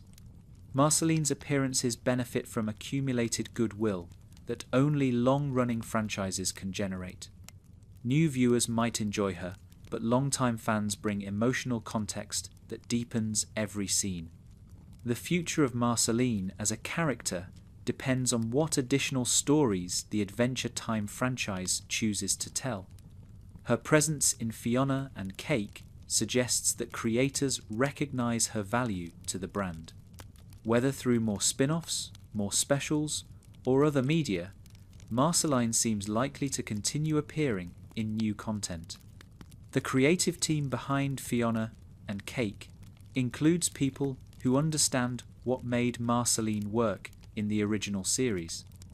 Their handling of her character in the spin-off demonstrates respect for her history while allowing for growth. The institutional knowledge about who Marceline is ensures she remains recognizable even in new contexts. The multiverse storytelling of Fiona and Cake opens possibilities for exploring alternate versions of Marceline's history. What if the Mushroom War had not happened? What if she had never become a vampire? These questions find natural homes in a series built around exploring parallel realities. Marceline has appeared in numerous video games based on Adventure Time, allowing fans to interact with the character in ways that passive viewing does not permit. These games range from simple mobile titles to more ambitious console releases, each interpreting Marceline's character for interactive contexts, while maintaining her essential qualities. Adventure Time, Hey Ice King, Why'd You Steal Our Garbage? Was released in 2012 for Nintendo 3DS and DS. Olivia Olson provided voice work for Marceline in the game, ensuring continuity with the animated series. The game's quirky title and gameplay reflected the show's sensibility, with Marceline appearing as an ally to Finn and Jake in their quest. The various Adventure Time games have treated Marceline as both playable character and supporting cast. When playable, her vampire abilities translate into game mechanics like floating, transformation, and combat skills derived from her powers. The challenge of adapting an animated character to interactive gameplay requires decisions about which aspects of her abilities to emphasize. Marceline's appearance in crossover fighting games brought her to audiences beyond Adventure Time fans. Brawlhalla added her as a playable fighter, complete with her bass guitar as a weapon. Multiverses similarly included Adventure Time characters in its roster. These games introduced Marceline to players who might never watch the show but recognized her distinctive design. The merchandise featuring Marceline has generated significant revenue over the years. Plush toys, action figures, clothing, and accessories bearing her image have been sold worldwide. Her visual design, with its distinctive long black hair, grey skin, and rock aesthetic, translates well to physical products. Fans can own pieces of the character they love. Comic books have expanded Marceline's story beyond what the animated series could tell. Marceline and the Scream Queens followed her forming a band and touring the land of Ooo. Other comic series have featured her in various adventures, some written by the same people who worked on the show. The comics allow for stories that would not fit the show's format. The Adventure Time Encyclopedia, co-written by Martin and Olivia Olson, featured Marceline's handwritten corrections to her father's text. This in-universe book treated her as a character with opinions about how her world was being described. The meta-humour of having the voice actress write as her character added layers to the project. The Enchiridion and Marcy's super-secret scrapbook gave Olivia Olson the opportunity to write Marceline's childhood diary. This book explored her backstory in ways the animated series had not, filling in gaps about her experiences during and after the Mushroom War. The book was praised for capturing Marceline's voice authentically, a testament to Olson's deep understanding of the character. Cosplay featuring Marceline remains popular at conventions years after the original series ended. Her outfits, which change from episode to episode, give cosplayers many options to choose from. Her bass guitar, made from a battle axe, is a recognizable prop that dedicated cosplayers recreate. The character inspires creative expression from fans who want to embody her. Fan art featuring Marceline proliferates online, exploring her character through countless artistic interpretations. Some art focuses on her relationship with bubblegum. Some explores her tragic history. Some simply celebrates her cool aesthetic. The volume and variety of fan art demonstrates how deeply she has connected with creative communities. The cultural footprint Marceline has left extends beyond any single medium. She exists in animation, games, books, merchandise, and the creative work of millions of fans. The character has become larger than any single appearance, a cultural entity that means different things to different people while maintaining a coherent identity. This is the mark of a truly successful fictional creation. The longevity of interest in Marceline speaks to the strength of her original conception. Pendleton Ward and his team created a character with enough depth to sustain engagement across more than a decade. The mysterious vampire, who appeared in Evicted, evolved into something far more significant without ever losing the cool factor that made her initially appealing. The representation Marceline provides for various communities extends her importance beyond entertainment. For LGBTQ viewers, her relationship with bubblegum offered rare visibility. For people processing difficult family relationships, her dynamics with Hunson and Simon provided frameworks for understanding. For anyone who has felt like an outsider, her embrace of weirdness and difference offered validation. Marceline's influence on subsequent animated characters deserves recognition. The template she established, the troubled, cool girl with hidden depths and complicated family history, has appeared in various forms in shows that came after Adventure Time. Her success demonstrated that audiences wanted female characters with this kind of complexity. The music associated with Marceline has taken on life beyond the show. Her songs are covered, remixed, and performed at conventions. The emotional honesty Rebecca Sugar brought to writing for her influenced how other animated series approached character music. The legacy extends through an entire generation of animated storytelling.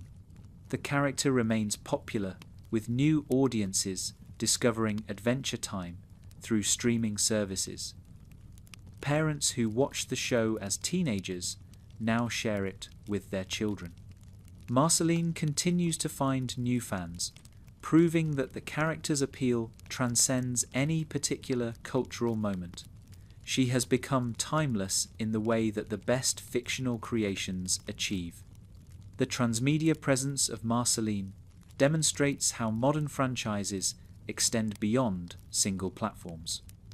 She is not just a television character, but a cultural figure who exists across entertainment forms. This multi-platform existence keeps her relevant in an era when audiences consume content through many different channels. The community that has formed around Marceline includes artists, musicians, writers, and fans who connect through shared appreciation. Online spaces dedicated to Adventure Time keep conversations about her going years after new episodes stopped airing. The fandom sustains interest through its own creative output. The academic attention Marceline has received reflects her cultural significance. Scholars have analysed her representation of queerness, her relationship dynamics, her role in children's media, and her place in animation history.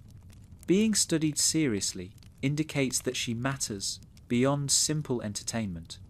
The voice acting work Olivia Olson has done as Marceline across multiple media has created a definitive interpretation of the character. Other actors have voiced Marceline in different languages, but Olson's performance defines how English-speaking audiences understand who Marceline is. The continuity of her voice work across years contributes to the character's coherent identity. The legacy Marceline will leave in animation history seems secure. She is already cited as an influential character who helped push the boundaries of what children's animated series could achieve. Future historians of the medium will likely discuss her as part of Adventure Time's broader impact on the art form. The merchandise and media empire built around Adventure Time characters, like Marceline, generates revenue that justifies continued investment in the franchise. Commercial success and artistic achievement rarely align perfectly, but in Marceline's case, they reinforce each other. She is both popular and meaningful, a combination that ensures her continued presence in entertainment. The fans who grew up with Marceline now create professional content themselves. Some work in animation, some write for entertainment media. The influence she had on their creative development will ripple forward into projects that may not obviously connect to Adventure Time, but carry its DNA nonetheless. The Distant Lands special, Obsidian, released in 2020, stands as perhaps the most comprehensive exploration of Marceline's character in any single piece of Adventure Time content. The hour-long special focuses entirely on her relationship with Princess Bubblegum, while simultaneously delving deeper into her past than the main series ever could. Obsidian demonstrates what becomes possible when a character has been developed over years, and the creators have time to tell a focused story. The plot of Obsidian begins with a threat to the Glass Kingdom, a realm that Marceline and Bubblegum saved together centuries ago. When the ancient monster Larvo reawakens, the Glass People call on the heroes who defeated it before. But Marceline is reluctant to return because the original mission ended with her and Bubblegum's first breakup. Going back means confronting painful memories. The special interweaves present-day adventure with flashbacks to Marceline's past, including scenes with her mother Elise that expand significantly on what the main series showed. We see young Marceline before the Mushroom War, living with her human mother and struggling with her half-demon nature. Elise's attempts to help her daughter control her demonic impulses provide emotional foundation for everything Marceline later becomes. The song Monster, which Marceline wrote about herself, drives the narrative. In the original Glass Kingdom mission, she used the song to defeat Larvo. But the song also caused her breakup with Bubblegum because it revealed self-hatred that Bubblegum found troubling. The special forces Marceline to reckon with how she sees herself and whether that perception remains accurate. Rebecca Sugar returned to write the song Woke Up, which Marceline performs near the special's climax. Sugar, who had left Adventure Time years earlier to create Steven Universe, came back specifically to contribute to this Marceline-focused story. The song represents both Sugar's ongoing connection to the character and the special's ambition to match the emotional peaks of classic Marceline episodes. The revelation that Marceline had a previous girlfriend before Bubblegum adds dimension to her romantic history. The Glass Kingdom mission that ended their first relationship was not their first meeting. They had a past before Bubblegum, complicating the narrative that their love story was singular. Marceline has loved and lost before, making her reluctance to be vulnerable more understandable. Bubblegum's role in Obsidian shows her supporting Marceline while also challenging her to grow. She does not accept Marceline's self-deprecating view without pushback. Their dynamic demonstrates what healthy partnership looks like, not just affirmation but also honest engagement with each other's struggles. Bubblegum loves Marceline enough to push her toward better self-understanding. The animation in Obsidian received particular praise for its emotional expressiveness. Marceline's face conveys complex feelings that dialogue alone could not communicate. The visual storytelling reaches heights that the limited animation of regular episodes could not achieve. The special format's larger budget allowed for more nuanced character animation. The resolution of Obsidian finds Marceline revising Monster, transforming a song of self-hatred into something more accepting. She acknowledges her demonic nature, her vampirism, her difference from others, but no longer frames these as purely negative. The revision represents psychological growth that has been building across the entire Adventure Time franchise. Critics praised Obsidian as one of the best pieces of Adventure Time content ever produced. The combination of relationship drama, action, emotional depth, and character development satisfied fans who had followed Marceline for years. The special demonstrated that even after the main series ended, there were still meaningful stories to tell about these characters. The success of Obsidian suggested that Marceline-focused content remained commercially viable. Her popularity had not diminished in the years since Adventure Time ended. Audiences still wanted to spend time with her, still cared about her relationships and her growth.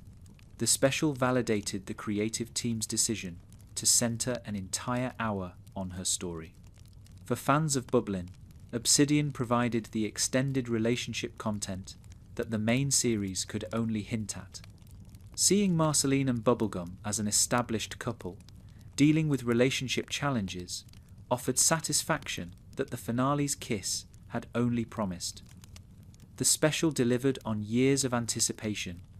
The Distant Lands anthology that Obsidian belongs to explored different corners of the Adventure Time universe. Other specials focused on Beemo, Finn, and Jake, and the return of the Lich. Marceline's episode, being titled Obsidian, reflected her dark, crystalline complexity. She is beautiful and hard, formed under pressure, capable of reflecting light in unexpected ways.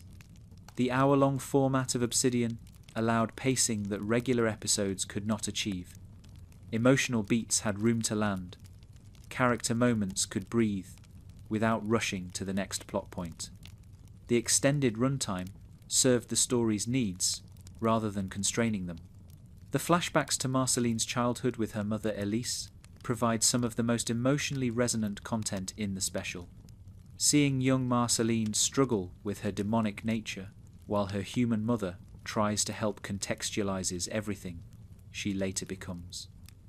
Elise's unconditional love contrasts sharply with Hunson Abadia's negligence. The visual design of the Glass Kingdom creates a striking environment for the special's action. The fragile beauty of glass architecture under threat from a massive monster raises stakes beyond personal drama. Marceline must save not just her relationship, but an entire kingdom that trusted her once before. The confrontation between Marceline and her own self-image drives the special's emotional arc. She has spent centuries thinking of herself as a monster, as damaged, as someone who destroys what she touches. Bubblegum challenges this narrative, not by dismissing it, but by insisting that Marceline is more than her worst fears about herself. The return of Rebecca Sugar to write Woke Up connects Obsidian to the emotional heights of classic Marceline episodes. Sugar understands this character in ways that come from years of creative investment. Her contribution ensures that Obsidian maintains continuity with the emotional truth established in earlier work. The critical reception to Obsidian validated the creative choices the team made. Reviews praised the special's emotional depth, its visual beauty, and its satisfying exploration of Bublin's relationship. The positive response encouraged continued investment in Adventure Time content. The existence of Obsidian as a standalone special demonstrates Marceline's commercial viability. Networks do not greenlight hour-long specials for characters without proven audience appeal. Her ability to carry an entire special confirmed what fans already knew. Marceline draws viewers. The mature themes Obsidian explores pushed boundaries for Adventure Time content. Relationship conflict, past trauma, self-hatred, and romantic history received frank treatment that the original series could not always achieve. The special format and streaming platform allowed content that network television might have constrained. The music in Obsidian continues the tradition of Marceline episodes featuring memorable songs. The soundtrack supports emotional beats and provides moments of pure entertainment. The integration of music into storytelling that Adventure Time pioneered reaches sophisticated expression in this special. The legacy of Obsidian within the Adventure Time franchise seems secure. It stands alongside Stakes as essential Marceline content, the kind of viewing that defines who she is and what her story means. Fans recommend it to newcomers as proof of what the character can achieve. Marceline's journey across Adventure Time encompasses transformation on every level. She begins the series as a mysterious antagonist, scaring Finn and Jake from their home for her own amusement. She ends the series kissing the love of her life while the world is saved around them. Between those points lies a character arc that spans over 1,000 years of fictional time and nearly a decade of real production. The transformation from villain to hero happened gradually, without a single turning point that marked the change.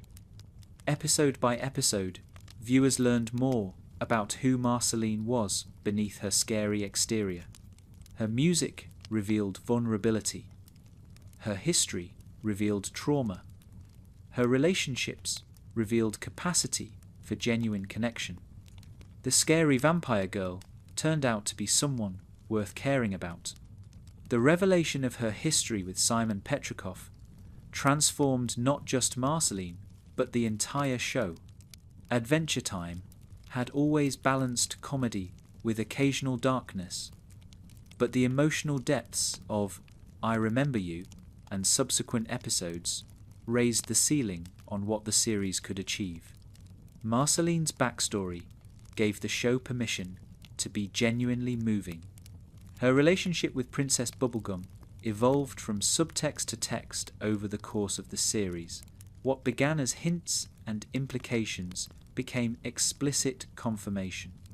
The journey required patience from creators and fans alike, navigating network concerns and cultural shifts to arrive at a place where two women could kiss on screen in a children's cartoon.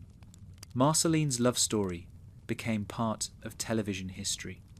The musical dimension of Marceline's character allowed emotional expression that dialogue alone could not achieve. Her songs became highlights of the series, moments when the show transcended its medium to create something genuinely affecting. The collaboration between writers like Rebecca Sugar and performers like Olivia Olson produced music that fans carry with them long after watching. The family dynamics Marceline navigates between absent demon father and lost surrogate father explore different ways that parental relationships can wound and heal. Hudson Abadir's negligence and Simon Petrikov's sacrifice represent opposite poles of fatherhood. Marceline's journey involves learning to accept what she cannot change while building new connections that sustain her. The vampire mythology Adventure Time created for Marceline customized traditional folklore to serve her specific story. She feeds on red instead of blood. She can transform into various creatures. She gained her powers by absorbing defeated vampires. The mythology is not arbitrary, but designed to support the character and themes the show wanted to explore. The Stakes miniseries represented the apotheosis of Marceline's development in the main series. 8 episodes dedicated entirely to her story, exploring her past and present, culminating in a choice to accept herself as she is. The miniseries format allowed depth that individual episodes could not provide. Stakes stands as one of Adventure Time's crowning achievements. Her continued presence in spin-offs and specials after the main series ended demonstrates ongoing relevance. Fiona and Cake, Obsidian, and potential future projects keep Marceline's story alive. The character has proven capable of sustaining interest beyond any single series. She has become a franchise unto herself within the larger Adventure Time universe. The fan community that formed around Marceline continues creating content years after the main series ended. Fan art, fan fiction, cosplay, music covers, and analysis keep engagement high. The creative energy fans invest in Marceline indicates how deeply she has connected. She inspires ongoing participation rather than passive consumption. The representation Marceline provides matters beyond entertainment value. For queer viewers, her relationship with bubblegum offered visibility at a time when such representation was rare in children's media. For people struggling with family trauma or mental health, her journey offered frameworks for understanding their own experiences. Fiction can provide models for living. The technical craft that went into creating Marceline deserves recognition. The animation team developed specific approaches to her floating movement, her transformations, her hair dynamics. The voice direction that shaped Olivia Olsen's performance evolved over seasons. The musical compositions that accompanied her scenes created distinct audio identity. Every department contributed to who she became. The writing for Marceline balanced competing demands skillfully. She needed to be scary enough to justify her vampire nature, but sympathetic enough for audiences to connect with. She needed complexity without becoming inaccessible. She needed development without losing her essential coolness. The writers navigated these challenges across hundreds of episodes. The influence Marceline has had on subsequent animated characters extends through the industry. Shows that came after Adventure Time feature characters who echo her template. The cool outsider with hidden depths, the tough girl whose hardness conceals vulnerability, the monster who turns out to be more human than humans. She established a type that others followed. The academic attention Marceline has received indicates her cultural significance beyond simple popularity. Scholars have analysed her representation of queerness, her embodiment of trauma responses, her place in vampire mythology's evolution. Being worthy of serious study suggests importance beyond entertainment. The merchandise bearing Marceline's image continues selling years after the main series ended. Her visual design, with its distinctive silhouette and rock aesthetic, translates effectively to products. The commercial value she generates helps justify continued investment in Adventure Time content.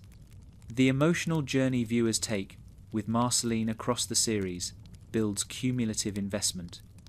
Each episode adds to what audiences know about her. Each song reveals more of her inner life. Each relationship she develops deepens understanding. The payoffs in later seasons work because earlier seasons laid foundations. The balance Adventure Time struck between Marceline's scary exterior and sympathetic interior required careful calibration. She needed to be genuinely frightening in early appearances to establish her as a vampire. But she also needed humanizing moments that prevented her from being purely monstrous.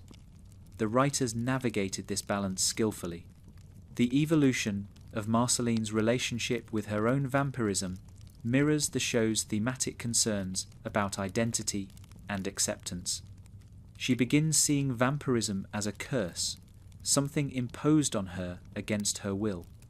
She ends accepting it as part of who she is, not something to cure, but something to integrate into her sense of self. The visual evolution of Marceline across Adventure Time's run reflects both artistic development and character growth. Her designs became more refined as the show's artists gained experience. The confidence in her character allowed for more expressive animation. She looks different in later seasons than she did at the beginning, and this evolution feels appropriate. The voice direction that guided Olivia Olsen's performance evolved over the show's run. Early episodes established Marceline's basic vocal identity. Later episodes pushed Olsen to find new emotional depths. The collaboration between actress and directors produced a performance that grew alongside the character. The international reach of Adventure Time brought Marceline to audiences around the world. Viewers in dozens of countries followed her story. Her appeal transcended cultural boundaries, suggesting that the themes she embodies resonate universally. The human experiences she represents, loss, love, identity, family, speak to people everywhere. The streaming era has given Marceline a second life with new audiences. People who missed the original broadcast run discover her through streaming platforms. The ability to watch the entire series in order, experiencing her development without interruption, may actually improve how her arc lands. Streaming suits serialized character development. As this exploration of Marceline comes to a close, we can appreciate the achievement she represents in animated storytelling. A character who began as a one-off antagonist became one of the most beloved figures in modern animation. The Vampire Queen of the Land of Ooo earned her crown through years of development that rewarded patient viewers. The creative team behind Adventure Time, from Pendleton Ward's initial creation to the writers and artists who developed her over seasons, built something that resonated with millions. The collaboration between creative departments, from writing to animation to voice performance, produced a character greater than any individual contribution. Marceline is a team achievement. Olivia Olson deserves particular recognition for giving Marceline her voice. From 2010 through the present day, across the main series and spin-offs and specials, Olson has inhabited this character with consistency and emotional truth. The intimacy of voice acting creates bonds between performer and character that screen acting cannot replicate. Olson is Marceline in ways that go beyond simple employment. Rebecca Sugar's contributions to Marceline's musical and emotional identity shaped who the character became. The songs Sugar wrote for Marceline remain among the most beloved in Adventure Time's catalogue. Sugar's willingness to draw from personal experience gave the character authenticity that purely fictional construction might have lacked. The influence persists even in content Sugar did not directly create. The themes Marceline embodies, loss and resilience, connection and isolation, self-acceptance and growth, resonate because they are universal human experiences translated through fantasy. Her 1,000-year lifespan makes literal what everyone feels. That life brings repeated losses, that love ends and begins again, that the self changes while something essential remains. She is a mirror for human experience. The vampire genre typically emphasizes predation, immortality as curse, the monster as other. Marceline subverts these expectations by being a vampire who chooses to feed on colour rather than blood, who finds immortality lonely rather than powerful, who wants connection rather than domination. She redefines what vampires can mean in fiction. The relationships Marceline builds over the course of Adventure Time, with Finn and Jake, with Bubblegum, with Simon when he returns, demonstrate that connection remains possible even for someone who has lost so much. Her immortality could justify isolation, but she keeps reaching out, keeps allowing herself to care about people who will eventually leave her. The courage this requires should not be underestimated. The Land of Ooo that Marceline inhabits reflects her complexity. Adventure Time's world contains absurdist comedy and genuine tragedy, childish silliness and mature emotional exploration. Marceline fits this world because she contains similar contradictions. She is funny and sad, scary and vulnerable, ancient and youthful. The character and her setting reinforce each other. For viewers discovering Adventure Time now, Marceline awaits as a journey worth taking. The episodes and specials that comprise her story reward careful attention. The emotional payoffs that come after years of development feel earned because they were. Patience is required, but patience is rewarded. The legacy Marceline leaves in animation history seems assured. She helped demonstrate that children's programming could address serious themes without losing entertainment value. She helped pioneer LGBTQ representation in animated media. She helped establish that female characters could be complex, flawed, frightening, and lovable all at once. These contributions matter. The gratitude fans feel for Marceline extends to everyone who brought her to life. The creators who imagined her, the artists who drew her, the musicians who composed for her, the voice actress who spoke and sang as her. All of these people contributed to something that matters to millions. Art is collaborative, and Marceline's creation involved many hands and hearts. The emotional journeys viewers take with Marceline become part of their own stories. The teenager who watched Adventure Time while struggling with their identity carries Marceline with them into adulthood. The child who fell asleep to episodes featuring her will remember that comfort decades later. Characters live in the people who love them. The questions Marceline's story raises about immortality, identity, family, and love do not have simple answers. The show does not pretend they do. Instead, it offers a character who grapples with these questions across centuries, finding not final resolution, but ongoing engagement. Her journey suggests that living well means continuing to ask important questions rather than arriving at comfortable certainties. The comfort Marceline provides to viewers comes from recognition.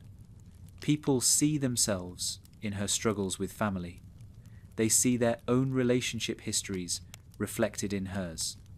They see their fears about being monstrous or unlovable given form, and ultimately transcended. The identification she enables serves therapeutic functions beyond entertainment. The music that defines Marceline will outlive the show that created her.